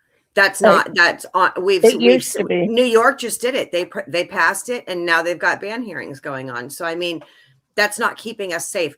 It's great to have, but it's not keeping it safe. I always thought I was safe in Texas because we had KCPA, but yeah, we learned that doesn't matter because they tried to ban it last year anyway. So it's scary. That, the thing is, we need more people advocating. I know we get people not liking us saying that, especially a particular person. It's the truth. We need more people to be aware of what's happening around the country and to advocate. We don't see the numbers. We don't see the numbers advocating like we did, Not at all. There's never we enough do not people see what we advocating. did in 2016, 2017. The numbers, like, they're non-existent. I'm grateful for my, my team that's coming out here on the East Coast, and we kind of get little ones trickling in here and there. And I love seeing new ones come in because it's great having, new face and, new ideas. But it's literally every single hearing that I've been to in 2015 and in 2016, I have only seen 2 new faces. And that's very sad. It has been the same few faces that I've been advocating with for the last 2 years. Well, one of the issues is there's not enough warning when these. No, there's not. Especially with people that have full-time jobs, you can't just wrap everything and go. Yeah, by design, they do that. They make They used to give us a couple of days where, I remember the last time when it happened, 2016, 2017, I was able to take off work at the time. And my fiance at the time was able to take off work because he saw what it was doing. And he was like, I had lost my mom to the pain clinic, and he's sitting here, watching my life go to hell, like year after year, because I was stuck to the pills. And then here I am getting up out of bed and living my life. And he was like, no, I'm going to go fight with you. And we had that ability to have a heads up. Now it's literally less than 24 hours notice. I got 12:38 a.m. was the New Hampshire Concord one. A random Wednesday or something, 5 o'clock. And I'm like, I can't do that. I have 2 kids. Or like 10 a.m. 10 a.m. Yeah. Worse Who's going to be able to do that? You got Tennessee that the people show up and they're going, oh no, we're not going to do it today. We're going to do it another day. Schedule it again and say, oh wait, we're not going to do it today. We'll do it another day. Or the ones that And show that's up on and then they purpose. don't let them speak. That's not fair to the constituents. No, I get it. No one wants to be there hours on hours on hours. But if there's a lot of us coming out to speak on this matter, maybe you should listen up. Some of them do, and then some of them have made up their mind before we even walked in there. Yeah, isn't that their job, is to listen to the people? That is their job. If that was the case, Connecticut wouldn't be banned right now because the whole state of Connecticut came in hard. Yeah, it was pretty in favor. strong. Yeah, and they did not care. Yeah, Nope. they don't care. That's the thing, is they don't care about the people. They really don't. And that's proven. You want to take something away that's helping us. Why? Because it's going to go to the FDA and to the, big pharma for big money in their pockets. That's what, in my heart, that's what I believe it's coming down to. It's all about the mighty dollar. We got to vote people out. There's the power in voting. And I know when it comes to state and local things, most people don't get out and vote, but everybody in the Kratom community is getting educated on how these politics work. And there are backdoor deals, sadly. Get those people out of office. They don't deserve to be in office. Yeah, honestly, if you look through those people, you're right, you'll see that they're connected to pharmaceutical companies, to prisons and things like that. Yes. So they're making money too, which is really sad, but it's the truth. Yeah, it's ridiculous. Let me play, let's watch the little bit of the Delaware hearing where Venus, I have to say, when I listened to this, you spoke so good. I really love this, and your mom too. So I want to play this for I'm everyone. excited to see it because I didn't get to see it. Thank you. Is my sound any better? Or is it still doing that? It's still very staticky. Okay, I'm sorry. But thank you. It's your headphones for sure. And just a reminder, so later, I always do this every week. Later today, in the YouTube here, you'll be able to go into the YouTube description for today's video, and I'll have links to everything. I'm only going to play the snippet of testimony from Venus and her mom. They called in on Zoom to do it. But there is a whole hearing here. And the Tennessee, I'll play the whole thing. But actually, the link I have for Tennessee is for the entire day of stuff they did. But we're going to play just the part on Kratom. But some people I know want to go watch the whole thing of some of these hearings. So just FYI, you can grab I'll put it up a little later. All right, let's watch this and hear Venus testify. Venus, now you have been unmuted and you will be able to speak. You have 1 minute. I had a question too. My mom wants to speak after me. Can she do that on this because she's having problems with her phone? But you can let me know after. I'm going to go ahead and say what I have to say. Thank you. Good morning, members of the committee. My name is Venus Usher, and I'm 58 years old. I've lived here my whole life in Delaware. For the past 26 years, I've suffered from chronic illness. 17 of those years were barely with any relief. My family knew I was in pain, but no one really understood how bad it was. And 9 years ago, I found plain leaf kratom tea. It gave me a chance to live my life again. I'm able to be present, take care of myself, and handle things like the fire in my home just a week and a half ago. I can be here today because of it, and I can be involved in the restoration of my home because of it. My doctor is aware of my use and supports my progress. My therapist of 25 years has seen how far I've become and is fully behind me. But now the fear of it being banned makes me feel like a criminal just for wanting to leave. I should not have to hide for using something that has given me my life back. Science shows that it is effective. That's why we need education, not fear. I'm asking you to regulate, not ban, plain leaf kratom. Please protect people like me who rely on it every day. Thank you so much for listening. And I'd be more than happy to speak with you, give you my doctor's records if you speak with them. And I just appreciate you letting me do this remotely. Yay, Venus. Of course, all right. Thank you. My mom to speak now. Arlette Pippin, she's on the list. We just can't get her phone to let her speak. Madam Chair, is that okay with you? Yes, since she's on the list, it's fine. Thank you. Okay, you will have 1 minute. Okay. Good morning, members of the committee. My name is Arlette Pippin. I'm here to ask you to oppose Bill SB 262. I have seen the good that comes from this leaf from the kratom tree. My daughter, Venus Usher, sorry, I'm getting choked up, suffered for many, many years from a botched surgery and was given scripts for painkillers that were known to be addictive. She did not want to go down that path. Fortunately, after much research on natural remedies for the pain, she found kratom leaf, which she drinks as a tea. It is not addictive, and she only uses when in severe pain. I've seen what this leaf has done to help my daughter. Please do not ban the kratom. But regulated. Yes, but regulated. She can now live a good life. She has her life back. Thank you for your time. Thank you so much. That is so awesome. Y'all were great. Y'all were great. So had to play that. Thank you. Don't have time to play everybody's, but I really want to play the whole Tennessee because it is that lady who, the legislator with that Tennessee, hard to listen to her, but we need to hear this. We need to be aware of what people are doing around the country. And I guarantee you other legislators around the country are watching and listening and following suit, which is scary. So, Venus, you're getting a lot of applause in the chat. So everybody loved y'all's testimony. And it's just a reminder when you're able to call in and do a Zoom like that, just have a prepared statement and just read it. That one hit my heart because where I lost my mom to the pain clinic, I'm like, had I known about kratom, my mom could probably still be here, because of the pills. And that's I love the fact that your mom was super supportive for you, Venus, like that. I'm over here wiping tears away. I love that for you. Yeah, my mom has a written thing, but hearing your mom, it's a whole nother level. Yeah. I'm just glad she was able to come. Like I said, I didn't think she was going to come, and she showed up and she was ready. And I'm just so proud of her, and I appreciate it so much. And everybody that came, there was a lot of people that showed up that day for such late notice, and I appreciate every single one of them.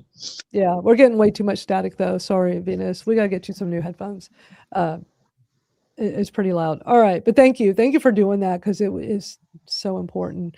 All right, so we're going to watch the Tennessee. It is 25 minutes long, but you know what? I think I can play it at a 1.25, maybe even a 1.5. I don't know. Is everybody okay with me just playing it at a little bit faster speed? Yeah. Sure. Because I don't think it's too bad. I know some states they talk fast, some talk slow. I think that they kind of talk a little slow, so I think it would work. But I still want to see the whole thing. I haven't watched the whole thing, but I've watched parts of it, and I've watched Kelly's testimony. Kelly's testimony is absolutely amazing, and everybody needs to see it. But again, I feel like this is one of those hearings where you need to see the whole thing because it's important to know how states are doing this. So we'll just all chat in the comments, even us, so we can get through this. So let's get it started. Chair Lady Hilton Haynes, you are recognized. Thank you, Mr. Chairman and committee. Today I'm presenting House Bill 1649 to ban kratom in all forms in Tennessee. Last year we passed HJR 147 with bipartisan support to ban or regulate kratom. As you probably know, kratom is a tropical tree native to Southeast Asia, primarily produced in Indonesia. In the United States, it is sold as fresh leaves, dried powder, capsules, tablets, extracts, and concentrated shots. Kratom contains compounds that activate opioid receptors in the brain, MIT and 7-OH, and is often referred to as a gas station heroin. It can be 13 times stronger than morphine. At low doses, it has stimulant-like effects, and at higher doses, it has sedative opioid-like effects. This bill addresses the growing public concern and safety surrounding kratom, often marketed as a natural supplement, but natural does not mean safe. The Food and Drug Administration maintains firm stance against the use of kratom, natural and synthetic, stating it is not a safe dietary supplement and has no approved medical use, carries significant risk, it is illegal to market or add to food.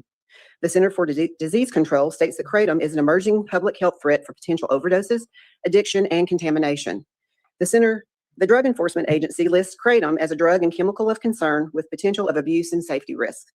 The total kratom ban is supported by the Tennessee Medical Association, Tennessee Association of Alcohol, Drug, and Other Addiction Services, Council for Alcohol and Drug Abuse Services, Aspel Recovery, Friends House Ministries, the Tennessee Bureau of Investigation, Sheriff's Association, Chiefs of Police, Tennessee Fuel and Convenience Store Association, and the Foundation for Drug Policy Solutions. This bill will do 6 things. It prohibits the sale and distribution of kratom, metrogenine, and 7-hydroxymetrogenine and all derivatives in Tennessee. It establishes criminal penalties and strengthens oversight. It strengthens death investigations by requiring a county medical examiner to test for the presence of kratom during an autopsy when the suspected cause of death is drug overdose. This ensures more accurate overdose data and better tracking of kratom-related fatalities. It expands toxicology testing in medical settings, requiring physicians who order toxicology testing for suspected drug overdoses or suspected neonatal abstinence syndrome to include testing for the presence of kratom.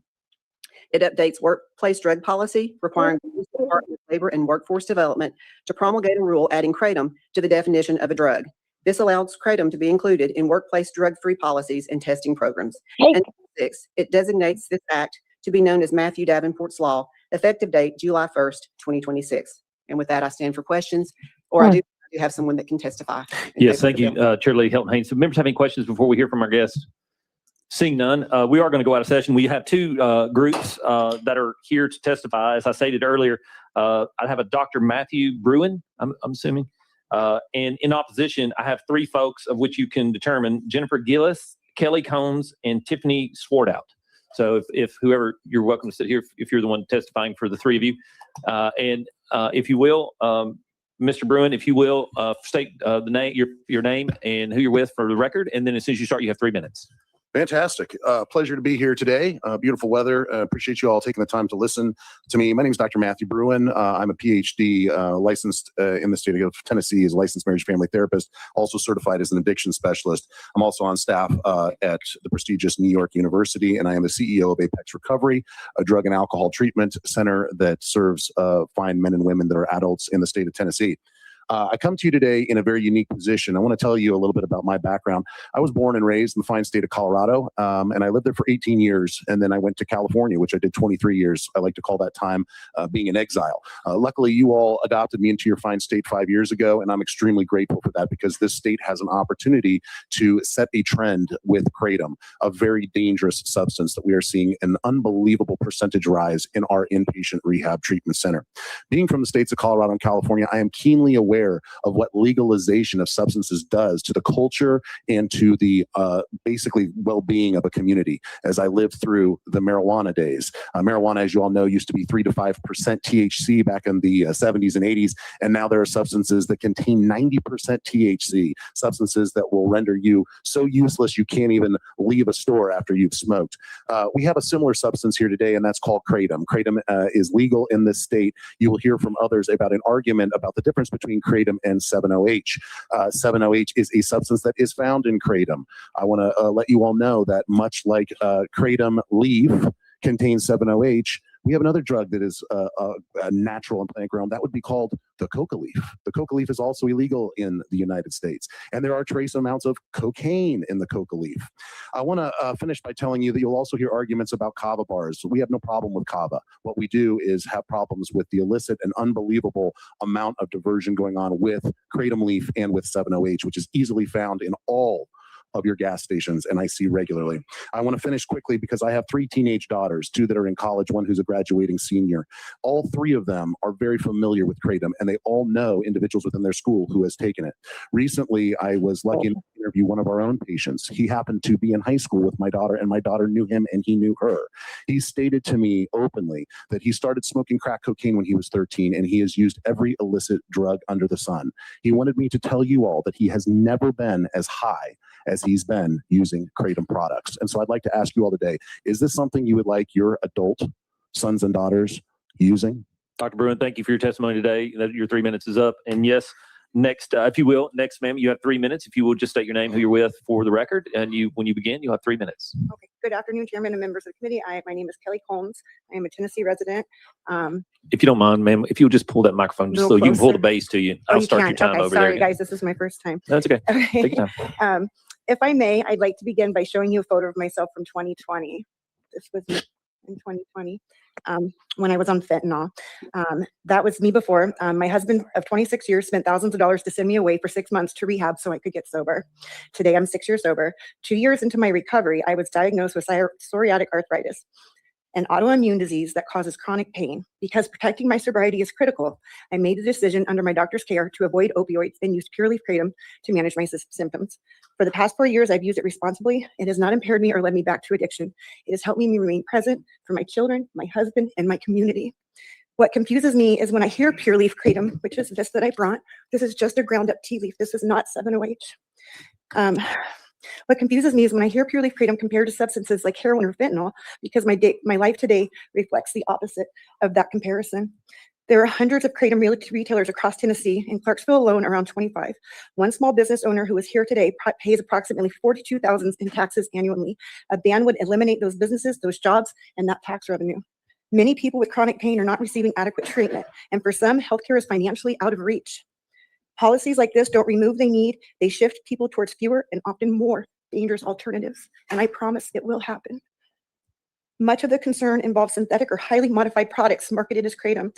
Those are not the same as traditional pure leaf kratom. Other states use the consumer protection laws to regulate kratom and restrict those synthetic products. They are not seeing the same issues because regulation creates clarity and accountability. A regulatory approach could generate revenue through registration, enforcement, and penalties for bad actors while protecting consumers and responsible businesses. Many responsible adults may not know of these changes. A ban could turn law-abiding citizens into offenders overnight. Kratom has been sold in Tennessee for many years. Concerns have largely emerged recently around the same time synthetic or highly modified products entered the market. Expert testimony has already been provided in prior House hearings, including top researchers affiliated with Johns Hopkins who have studied kratom for years. Their testimony clarifies the important distinction between pure leaf kratom and newer synthetic products. Tennesseans like me are using pure leaf kratom responsibly to manage chronic pain conditions and maintain recovery. I respectfully ask that you protect those Tennesseans through thoughtful regulation, not a ban. Thank you for your time and your service. Thank you, Ms. Combs, for your testimony. Do the members have any questions for our guest while we're out of session? Speaker Zachary, you're recognized. Thank you, Mr. Chairman. Doctor, I got a question for you.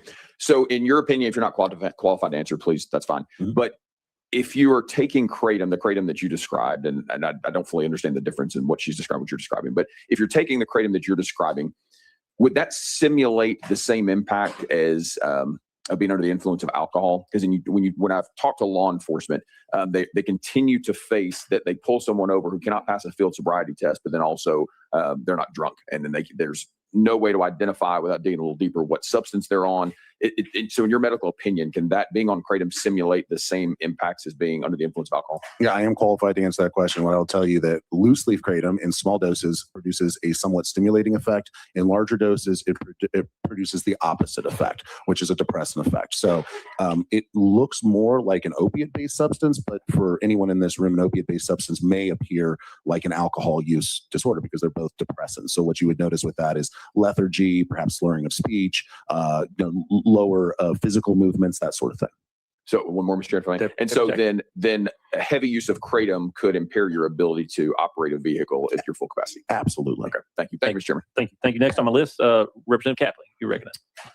Thank you, Mr. Chairman.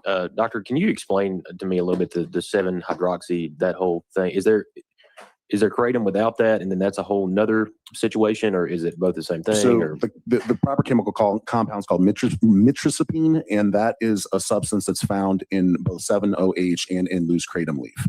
Loose kratom leaf has a significantly less amount of 7-OH, but mitrizapine is in both substances, if that makes sense to you. The whole point of the 7-OH is to synthesize and to condense the amount of that substance so that a user can experience an even larger and or greater effect. Representative Cap. Thank you, sir. Next on my list, Representative Gillespie. Thank you, Mr. Chairman. I guess this is to you, Doctor, and then to the other speaker. Are there medical doctors that are currently recommending their patients to use kratom? How does that work? How does one switch from one substance to another? Are they under some sort of care, or are these people just making these decisions on their own? Dr. Bruin. Yeah. Our medical director would probably be a little bit more qualified to answer that. What I can tell you is I work with medical doctors all over the state of Tennessee. I have never met one that has recommended a patient take loose leaf powder. The reason is it's not FDA qualified to be used as anything for medical at this point in time. The other thing is there's no way to understand how much someone is using. The variance is all over the roadmap. Thank you. Ms. Combs, do you have a response?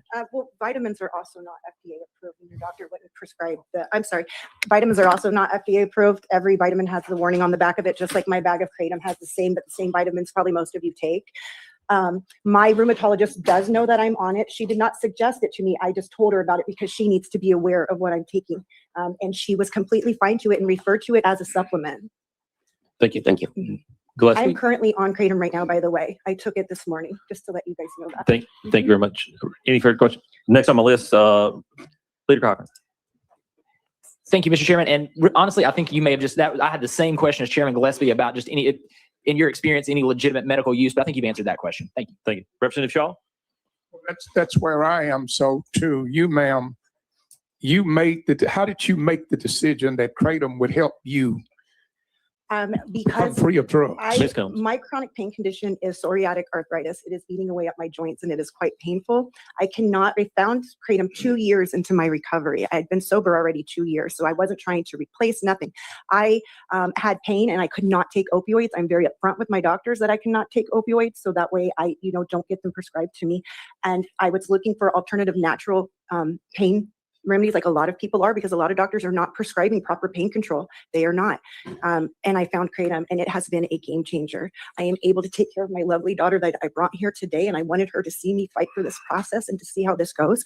My husband, who 26 years, and he sent me away from my family for 6 months to get me sober, would not purchase this for me. He has never done a drug. He works in this very community. He serves this community. He would never purchase me something that he thought would make me look like this again. I have smoked crack before. I will say that. It is nothing like any drug. It is a tea, no more than having your Earl Grey. It might be. I don't get stimulated. This is what drugs does to you. Not thank you, ma'am. We don't allow props in the committee, but I appreciate your journey and your testimony here today. Thank you. Any further questions for our guests? I'm seeing none. We're going to go back out of session. Thank you for your time, your testimony here today. We're going to go back into session. Chair Lady Hilton Haynes, you were recognized on the bill. And if the members have questions, please. Thank you, Mr. Chairman. I would like to make a couple of comments, if I may. Unlike prescriptions or over-the-counter drugs, which must be proven safe and effective through clinical trials before sale, vitamins are regulated as a subcategory of food. They aren't FDA approved, but they are a subcategory of food, and that's the way they're marketed. Also, I have lots of kratom products in my office that I have purchased, and I have researched the ingredients, and I have a screenshot of OPMS, which is Optimized Plant Medicated Solutions. It's all natural product in its all natural form, but it says it's only for use as a botanical specimen.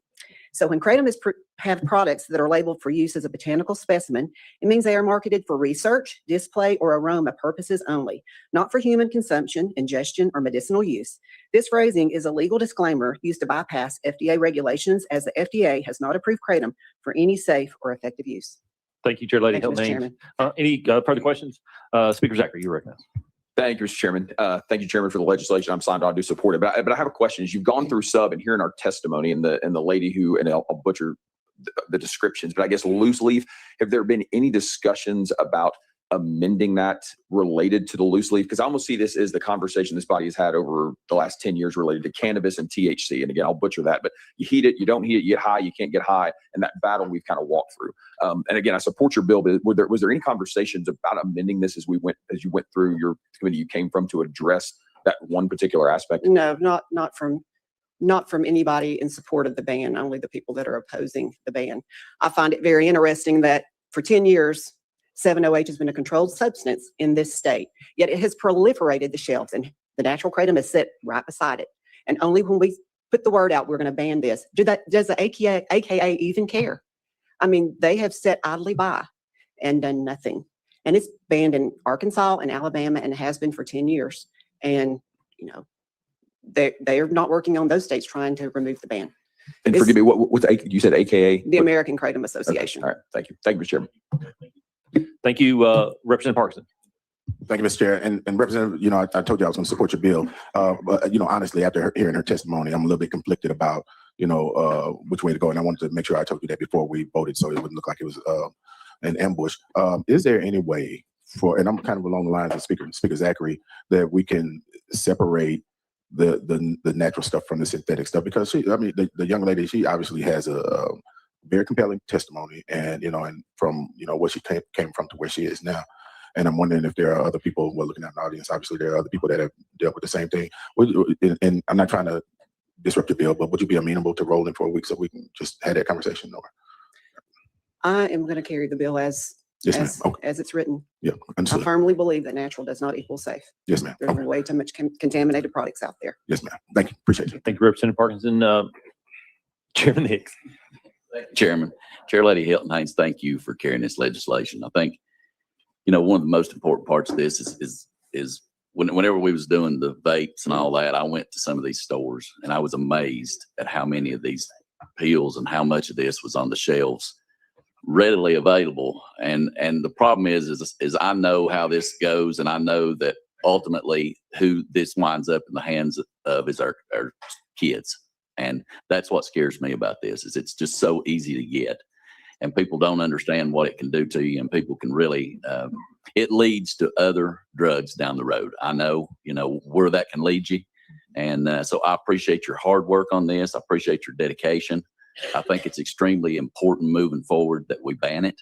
I don't think that it needs to be on any shelf in the state of Tennessee. And I'm glad to hear that we're going to be sort of leading the way in the eastern part of the United States to really bring it forward and show that there's a problem. And I'm excited about it. So thank you for your hard work on this. Thank you, Chairman. Thank you.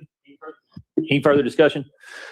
Chair Lady Hilton Haynes, I just want to say my first bill, I think, that I carried 16 years ago was something called Molly's Plant Food. The kids were buying across convenience stores all across the state. But I had the unfortunate experience of being with someone who was detoxing in Kratom in a duck blind in December. And it was the most terrible thing that I'd ever seen. And I have talked to medical providers and one of the things that we fought in this state was the NAS problem as it related to opioids, particularly in Upper East Tennessee, where mothers and their babies were dramatically affected by this. I had the pleasure of helping that person who was detoxing in the duck blind with me get the help that they need. They had to spend 50 days. I talked to a gentleman that provides inpatient care, and I said, this is phenomenal. When I picked him up on the side of the road, went to get gas in his car, I had to walk by glass cases filled in a convenience store with nothing but Kratom in them, knowing that he had to walk by that to use the restroom before I took him back to get his car. The facts are that when I asked him what this was like, he said it was worse to detox from Kratom than it was heroin. And that's what he sees in his practice. And we have made it legal in this state several years ago. I appreciate your work. I also want to say thanks to the governor who put this in his AA this year. I do think that Chairman Hicks and I, this was a bill that we saw that quite frankly, we were going to do everything within our power to fund. I think it's good that the governor's recognized the importance of this. And I appreciate for your advocacy and your strong stance on this from the moment we walked through the doors the second Tuesday of January. And so I think it's really important that we protect citizens. This is what we're called to do right here. And so I appreciate your work. There are always exceptions to the rule, but most of the people that I've talked to as it relates to this and the byproducts of it want their families back. And unfortunately, their family members back. And so I appreciate you and your diligent work on this. I look forward to seeing it go forward. But do the members have any other questions? Seeing none, are we ready to vote? Madam Clerk, would you please open the board for a vote? All those in favor of House Bill 1649 moving to full finance, vote aye. Those opposed, vote no. Has everyone voted? Would anyone like to change their vote? Hearing none, seeing none, Madam Clerk, please open the board for a vote. Or please call the vote. My apologies. Mr. Chairman, you have 12 ayes, 0 noes. The ayes do have it. House Bill 1649 moves to full finance. There you go. That's it. My mic keeps messing up. That's it. They didn't listen. They didn't listen. And Deborah, I can't even imagine how hard it is to sit in that room and hear them say, because that's the part I think a lot of us don't think about. Whenever they sit here at the end and say all this crap and then vote, just don't forget the advocates that had to sit there live in person. It is so hard not to say something or try to correct them or let them know that they have the wrong information. Yeah. I try to bring in as much paperwork as I can and ask to hand in other stuff. That way, whatever they may be talking, there's some science out there to back up, other things that are being said. So hopefully they do take the time to read that.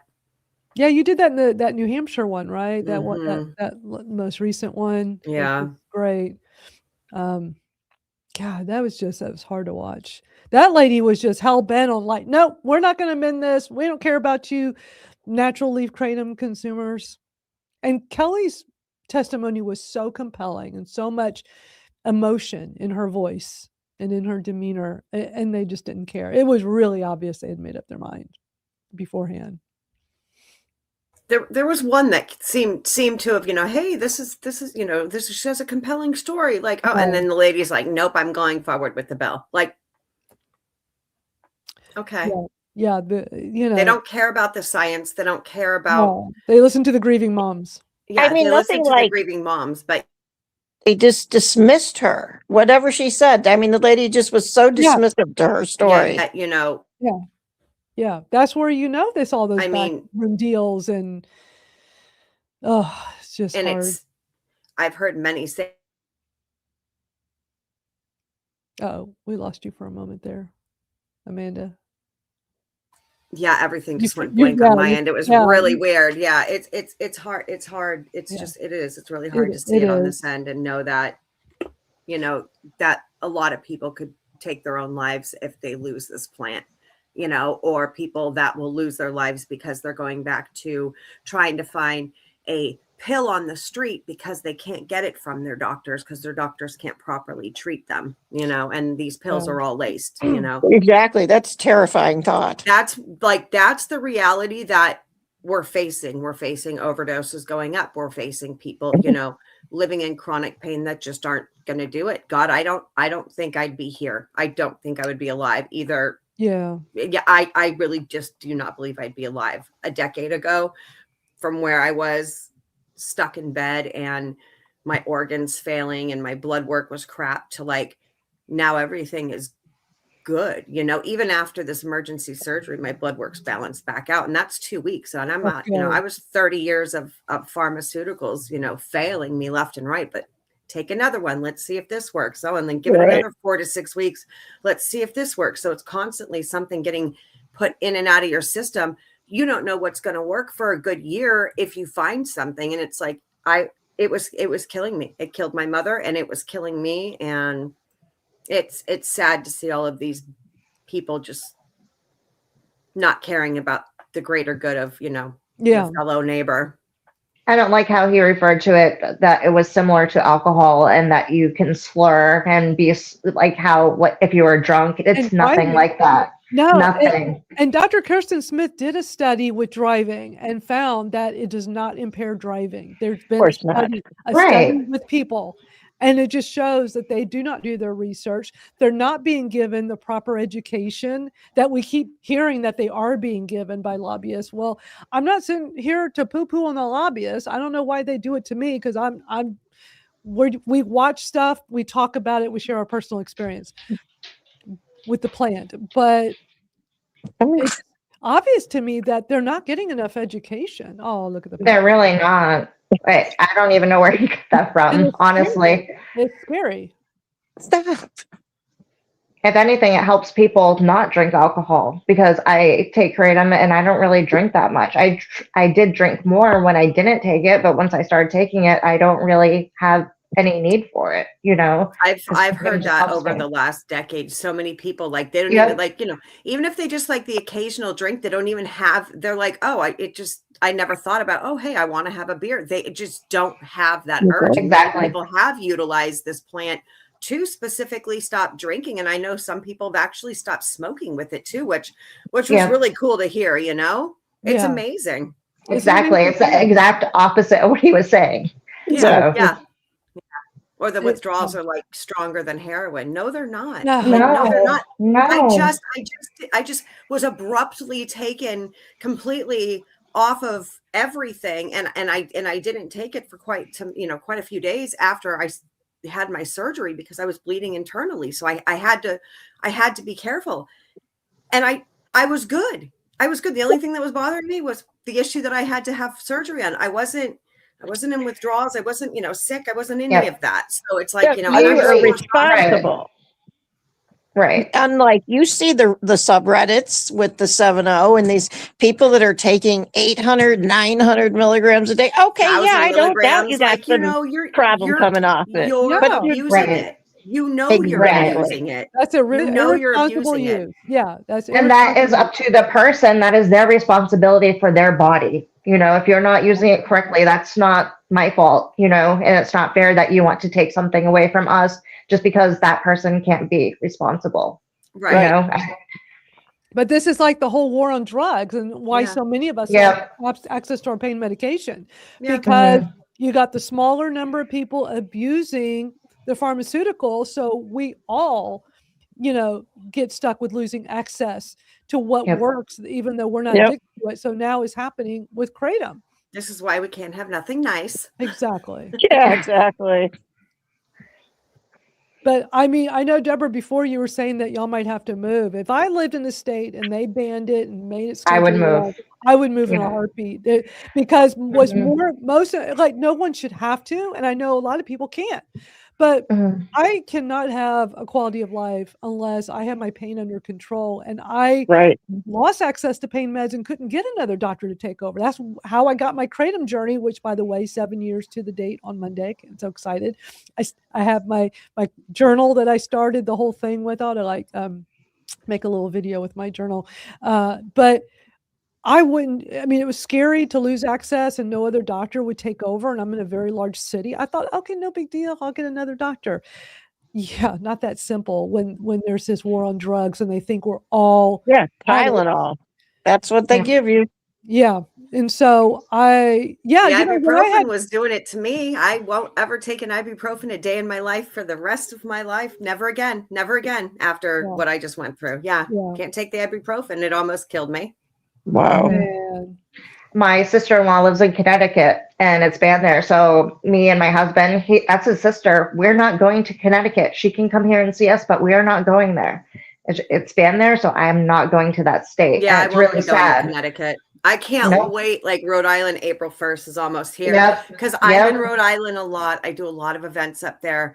So I'm riding dirty, basically riding dirty. And that's a shitty feeling. It's like, okay, do I not have my life? And do I not go out there and live my life because of this? It's like, I'm very careful, but you know what comes in handy when I have to do that? Instead of carrying around a bag of my green powder, my little tablets, that comes in handy because I can easily just dose that and go, and I don't have to worry about, looking over my shoulder because I'm in a banned state, when usually I don't care. I've been on a plane, I've been at a restaurant, and I don't care. People they look at me and I'm like, oh, this is just, it's like an herbal supplement. I take this versus pharmaceuticals. And they're like, oh, heck yeah, that's awesome. And then it starts a conversation, and it's yeah, it's sad. We shouldn't be going to have to deal with people shouldn't feel ashamed of something that helps them and feel like they have to hide it from people. That's wrong, Yeah, I'm very open about my botanical use. Like My doctor knows about it. My therapist knows about it. You know, there's certain things that we say and do, obviously, to protect everybody's, you know, safety these days. But like, I'm vocal about it. And if you have a problem with my botanical use, then we're clearly not even just going to see eye to eye on anything, because then you have a strict problem with me, because like botanical use is my life. Like this is my lifeline, so I can live versus existing. I existed on pharmaceuticals that did nothing but destroy me. I am living my damn best life with Kratom. And I'm going to keep fighting, you know, like I don't understand why so many people are like, oh, that's scary. And it's like, well, no, wait. And I'm like, do I look like I'm completely inebriated? And they're like, well, no, because it's like, oh, I've heard so many bad things.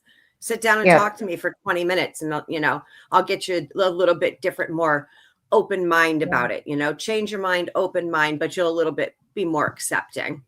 Yeah. Yeah. And that's what people need to have, is more of those conversations, honestly, because people think what they see that it's bad. But once they talk to a person like you or Madeline or me, they're like, oh, and we're normal people. And it helps us. And uncomfortable conversations are hard to have, you know, they're hard to have. And sometimes it can be uncomfortable. I still get nervous. I still get uncomfortable, but I'm becoming more confident and more comfortable. And I'm not going to let certain people stop me from being, you know, who I am and advocating for what I believe is fair to people to have. And, you know, it is scary to have those, but the more you do them, the more you get used to it. And you're like, oh, it's not that bad. It's not that scary. And then, you know, you get better with it. That's how I started. I was like terrified to even do like a podcast or anything, but I took baby steps, and eventually you get better at it. And it's really important. Yeah. Yeah, it gets easier and easier just the more you do it, for sure. Well, always a great conversation. I wanted to close out with a really I'm so glad I saved this for the end, because there's a great video. Sarah's husband Dan put out a great video. I think it was yesterday or the day before. And it's, you know, just as a reminder, Sarah and Dan have a company called Mischaracterizations, and they put out a video on their position on 7-OH, and it is so good. So I want to play this for y'all. It's only 3 minutes long, and then we'll be wrapped up for the day. So watch this, and then we'll share our thoughts. If you believe adults should have the right to make their own decisions about what they put in their own body, even if you personally disagree with those decisions, this video is for you. Since we started posting more advocacy content, we've noticed a lot of comments that are either very strongly anti-7-OH or very strongly pro-7-OH. But Sarah and I take a different position, so I thought we should formally state where we stand on the subject. We're mischaracterizations.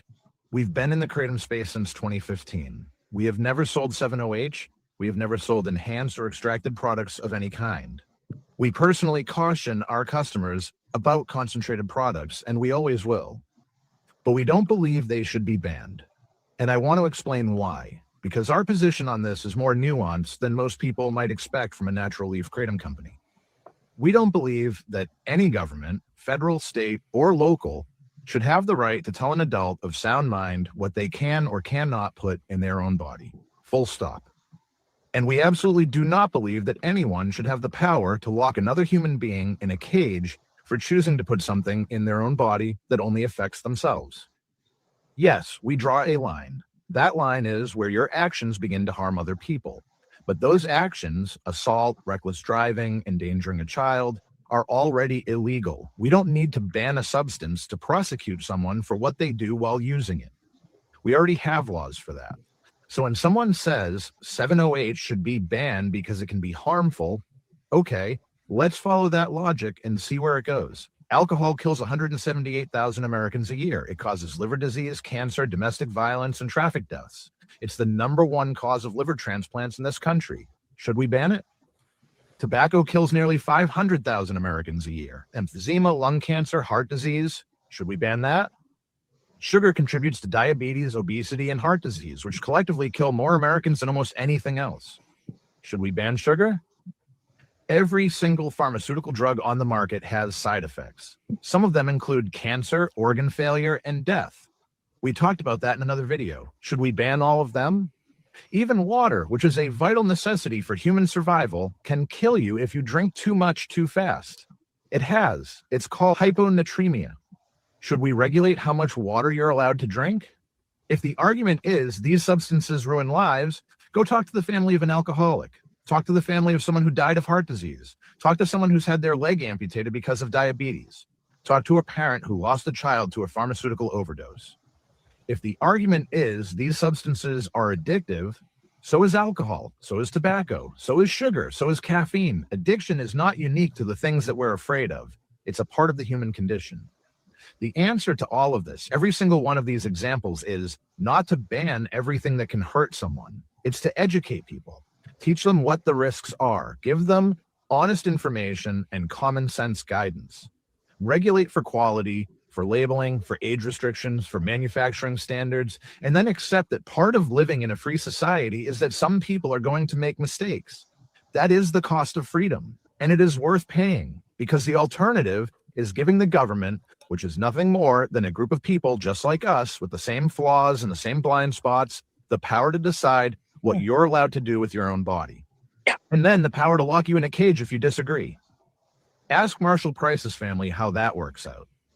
So here's where we stand. We believe all Kratom products, natural leaf and concentrated, should be legal for any adult over 21 to purchase, possess, and consume. We believe 7-OH deserves stricter regulations than natural leaf. Real labeling, age restrictions, manufacturing standards, not marketing towards kids. We believe natural leaf should be regulated through consumer protection laws the way 17 states have already done. But banned? People locked in prison for possessing a substance? No, not for 7-OH, not for natural kratom, and honestly, not for any substance, because prohibition has never worked. We tried it with alcohol in the 1920s, and it created organized crime. We tried it with the war on drugs and created the largest prison population on the planet. We had DARE and Just Say No in the 80s, and my generation ended up with the worst opioid crisis in American history. Banning a substance does not eliminate the demand for it. It never has. If a person is searching for something to fill a void, whether that's physical pain, emotional pain, trauma, boredom, whatever it is, making one substance illegal doesn't stop that search. It just pushes them towards something else, something unregulated, something cut with fentanyl, something bought from a stranger on the street instead of from a store. The answer has never been prohibition. It's education, it's regulation, it's honest information, it's treatment for people who need it, and freedom for people who don't. Regulate everything, educate everyone, ban nothing. That's our position, and we're not going to be quiet about it. Now, I want to hear yours. Do you believe adults should have the right to decide what they put in their own body, even if it carries risks? Even if you personally wouldn't touch it? Drop it in the comments. Agree or disagree. We want to hear from both sides. I'm Dan with Mitrespect. Thanks for watching. That's such a good video. A great video. That was Yeah, he did a really fantastic. good job. That's absolutely fantastic. So good. Y'all make We great wanted videos. to put out there because a lot of people thought we were anti 7-OH, and we're not. You know, just because we don't sell it or anything like that, we don't have a problem with it. We don't care if people buy it, use it. That's their decision, you know, because we had a lot of people on social media kind of thinking we were, since we sell powder and things like that. So we wanted to put that out there so people knew where we stood with that. And we think the whole community should be together. It shouldn't be one against the other. It should not be divided at all, Right. especially now. Right now, we're getting attacked so hard. We need to work together. Exactly. This is the time we all need to unite. Like, Yeah, I just don't yep. see how people aren't seeing the purpose divide that's being placed here. Small amounts. I don't even care. You all say it. It's there in small amounts. Then you should be fighting for it, because that's part of your plant that you take on a daily basis. Exactly. If 7-O is banned, that small, tiny little piece of it, They gotta then go is after going the to ban your natural. plant. Yeah, They're like, exactly. oh, they're not going after kratom. No. Yes, they Yes, they are. will. You're not. Nothing is safe. Nothing is safe. You want, everybody keeps saying, oh, ban it, ban it. That small percentage that's naturally there for it, you're banning your entire plant. Watch your language and stick up for the entire community. Stop the division. Because politicians will say they don't know the difference, so ban it all. You know, and that's what's happening. But the lobbyists say they have educated the legislators. Hey, those were the words. I heard it, didn't y'all? Yeah, I mean, I've heard it, but I've also seen what we had to do just out here in Nashua, New Hampshire. I mean, we got the Board of Health involved. There was no other lobbyists there except for the United Way that was, donated $200K to come vote against us. Yeah.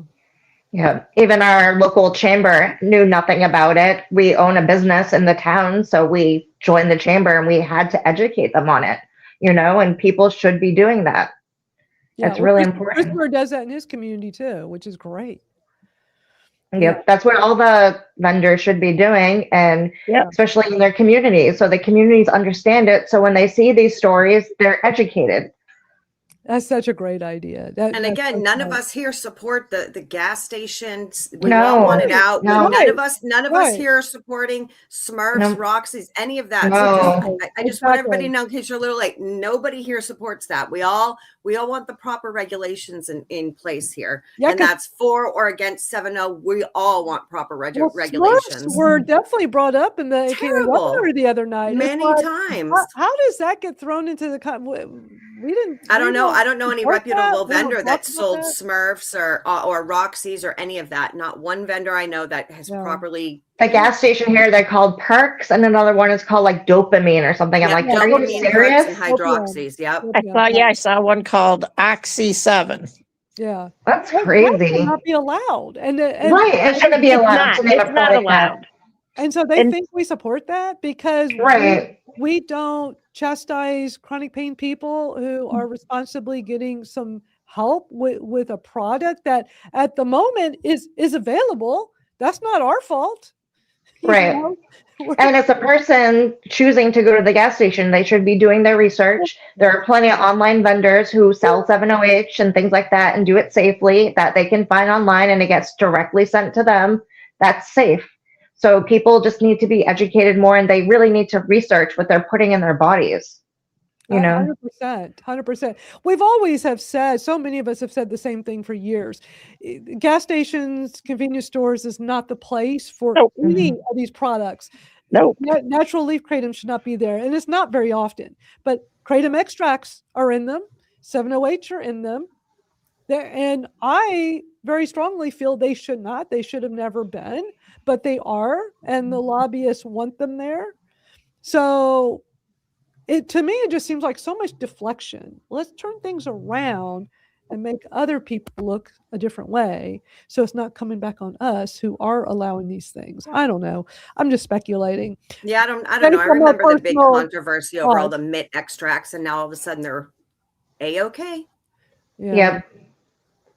Yeah. It's so much going on. I can see why plenty of people don't advocate, because getting wrapped up in all this stuff and there's so much drama. It's like, let's just all help each other. I contemplated getting back into it. I honestly did, because it was draining in 2016, 2017. That was draining. This is just flat out exhausting. It is exhausting. This is exhausting. All of it, whether it doesn't matter, the amount of hearings, the amount of division, it is exhausting. And I can see why people aren't out there. Another reason why people aren't out there, there's advocates that I know of that, silently watch behind, but don't speak up anymore. They'll send in their emails, but they are not vocal at all anymore because of the drama, the division, the negative parts of the community that we ain't here for. Ridiculous. It's ridiculous. It's petty. It's such a waste of time. Such a waste of time. And that's why we weren't going to get into the weeds with it here today, even though plenty was said about us just a few nights ago.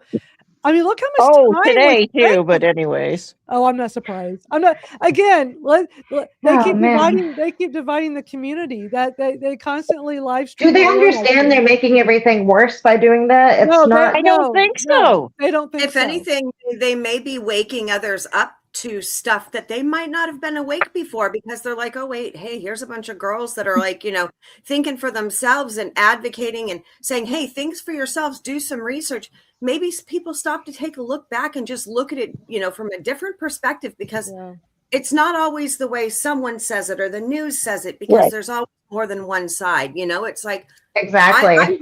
here for the education. I'm here for the education, Yeah. and I'm here to help. I'm not a doctor. I have no medical claims. I know what's worked for me. And if it works for me, great.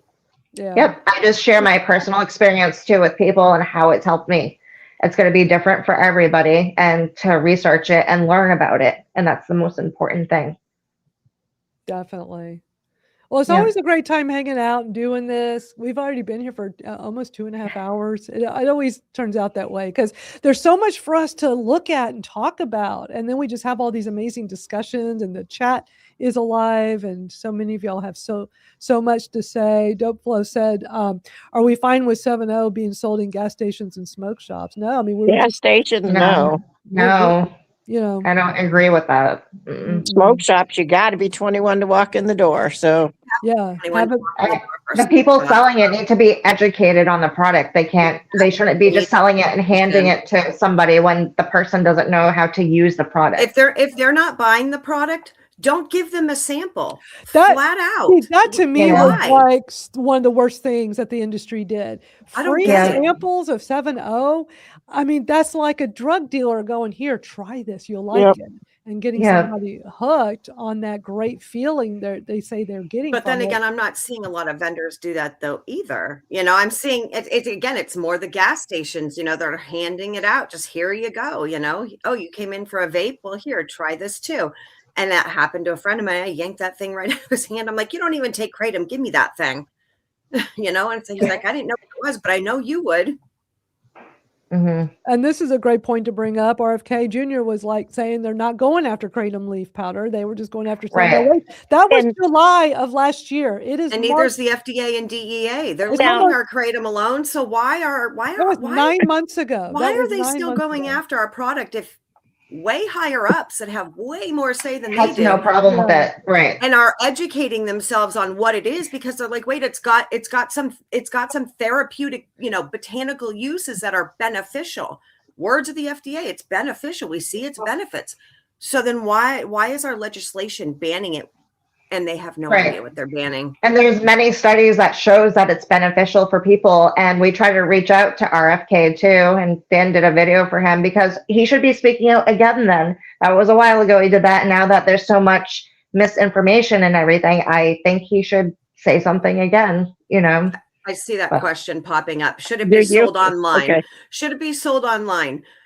Just as if you're buying your Kratom online from a vendor, you want to make sure that they've got and I'll ask for a video. Hey, I want a video of your packing facility. They're going to have their logo or, something or themselves in the video that shows that it's theirs. It's not something stolen off the website, because people can steal things and just make it their own. It can be an AI thing. Make sure you have a clean room. Make sure you're looking at their labs and make sure they're proper, they're following proper GMP compliant standards. If they're not, I wouldn't even be buying Kratom from them. You're not going to go to a restaurant and eat, from a place that's got like a D rating compared to an A rating. You know what Very I'm saying? true. So like, be smart about it. If you're going to buy from an online vendor, make sure that they've got, lab tests. I know anybody that I've used has had lab tests and they're up to date and it's constant because 7.0 is constantly, that's a fast moving product, Mhm. just like Kratom. Everybody's got lab tests, some have longer, some have their products longer than others. It depends because we have big vendors, we have smaller vendors, we have stateside suppliers, even the people that buy stateside, they go off of, oh, hey, we got the labs from them. Nope. A good vendor's going to test their product when they get it, and that's how I go. That's how I've been after getting sick of somebody that was off of the AKA list when I first started. And then I started doing a lot more research and becoming a little bit more observant versus going off of word of mouth from an organization or from a friend on what I'm putting in my body. Mm-hmm. And those So that's companies should what be I recommend to transparent. anybody. Yeah. Make sure you are going and doing your due diligence because this is your Mhm. health that you've And got in check your hands. the reviews, look at the reviews. And that, like you said, that's really Absolutely. important. Yeah. Yeah. All right. Well, I think we're going to end here and I'm going to play our since we're all hyped up, I think we'll probably in my roots because that's such a good, we're rocked out and we're ready, we're hyped up.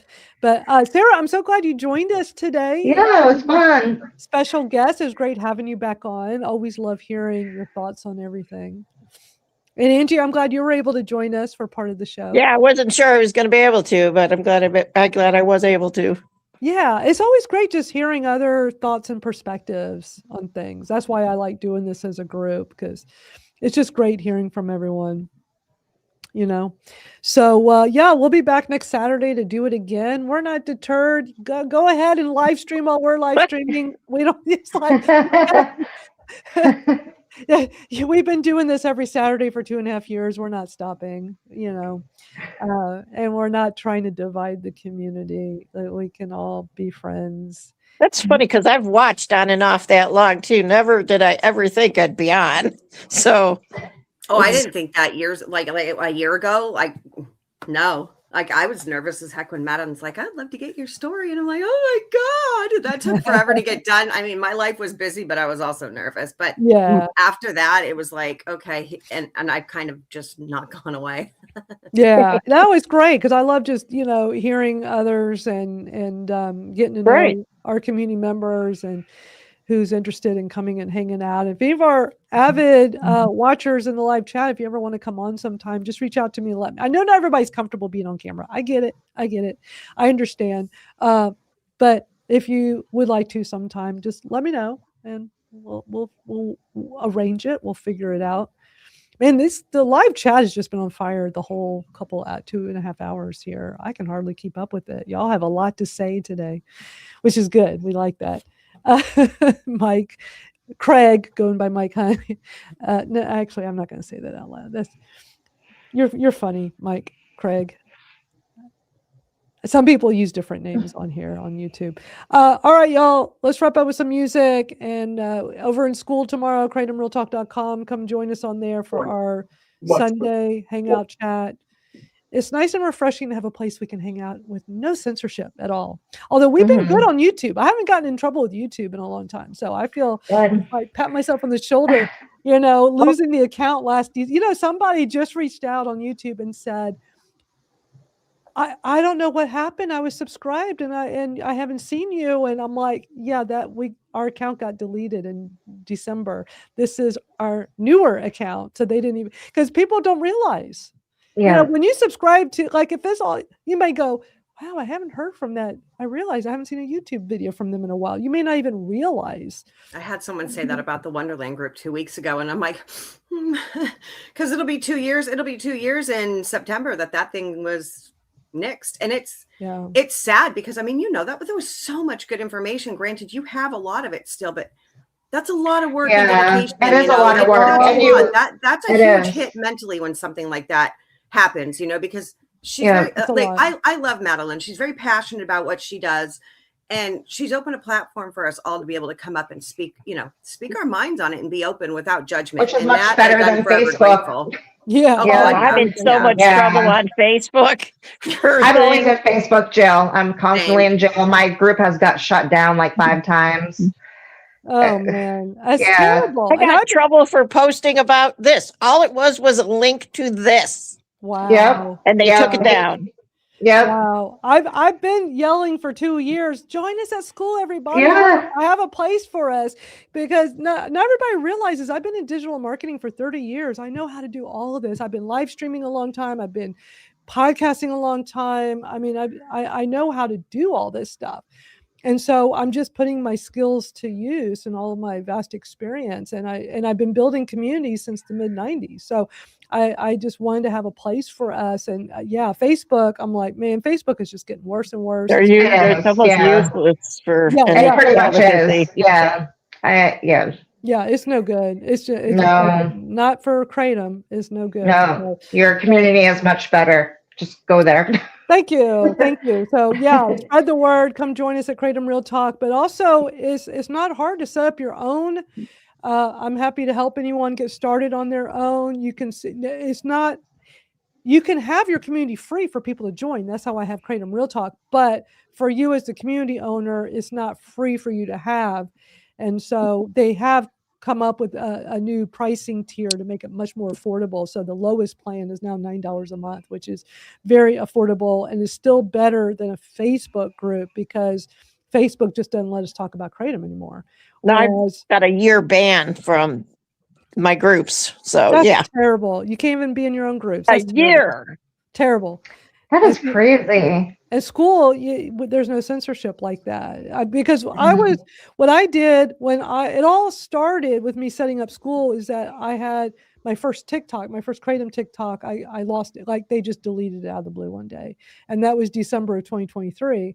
And I was so pissed. But other Kratom advocates say this is normal. This is what they do. TikTok will ban you and you just go make another account. So I made another account, but that same day I'm like, I think I'm going to set us up on school because I was already using school for other things, for communities. And I reached out to them and I said, I explained what Kratom was, sent them an email and explained what Kratom was.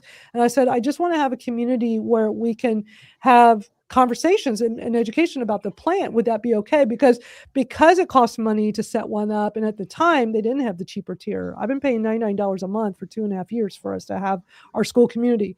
And I thought, let me ask them first, because I don't want to set it up and pay money and waste all this time and energy only for them to shut it down because they don't want us talking about that they would censor us. And they came right back and said, no, you can talk about Kratom. We're fine with it.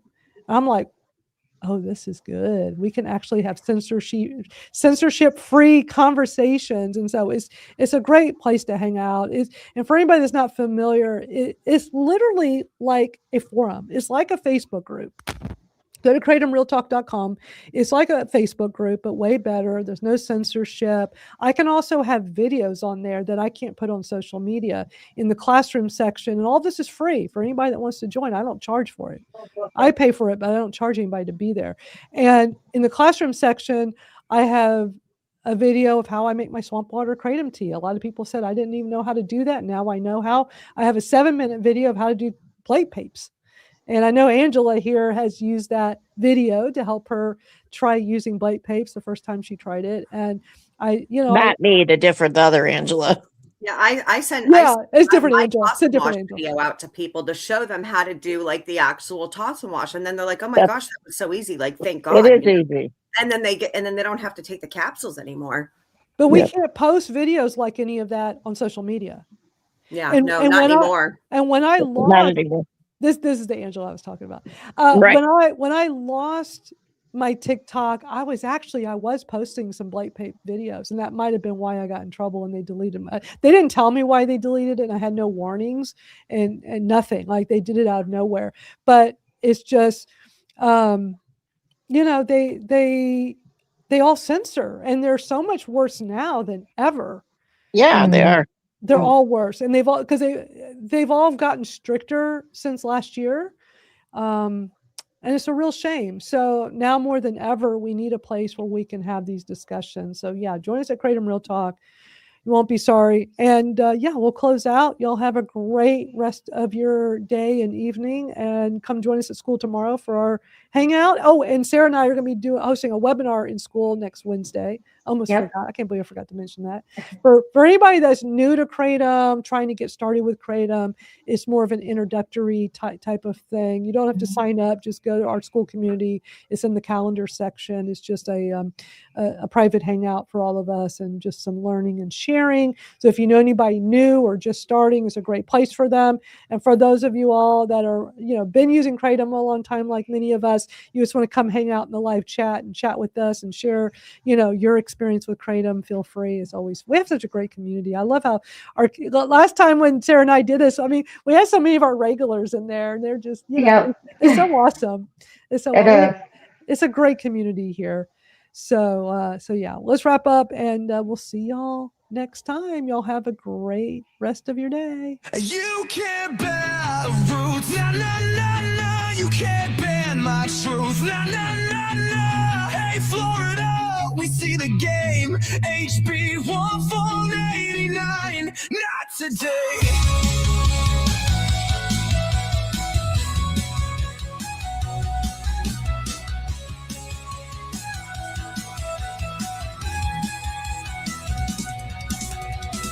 Natural leaf, ancient tree. Now they wanna make it a felony.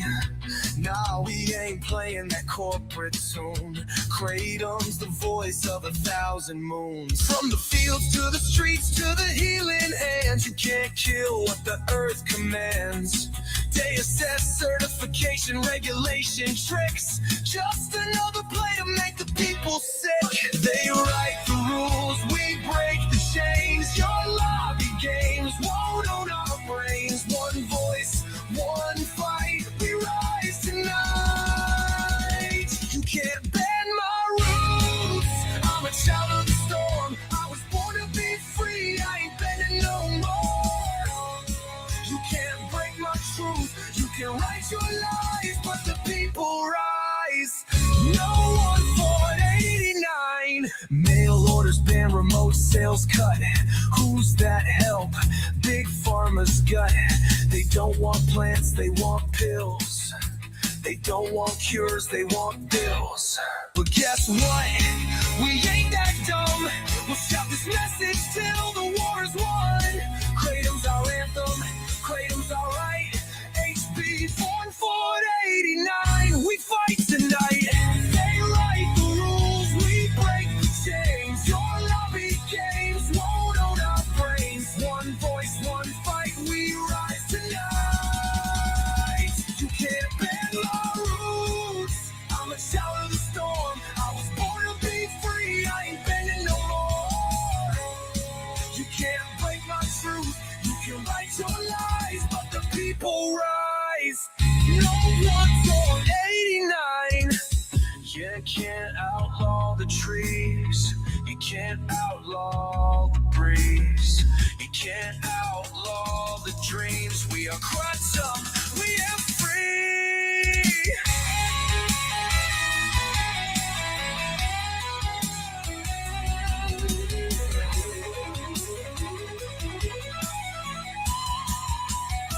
You can't bend my roots. I'm a child of the storm. I was born to be free. I ain't bending no more. You can't break my truth. You can write your lies, but the people rise. No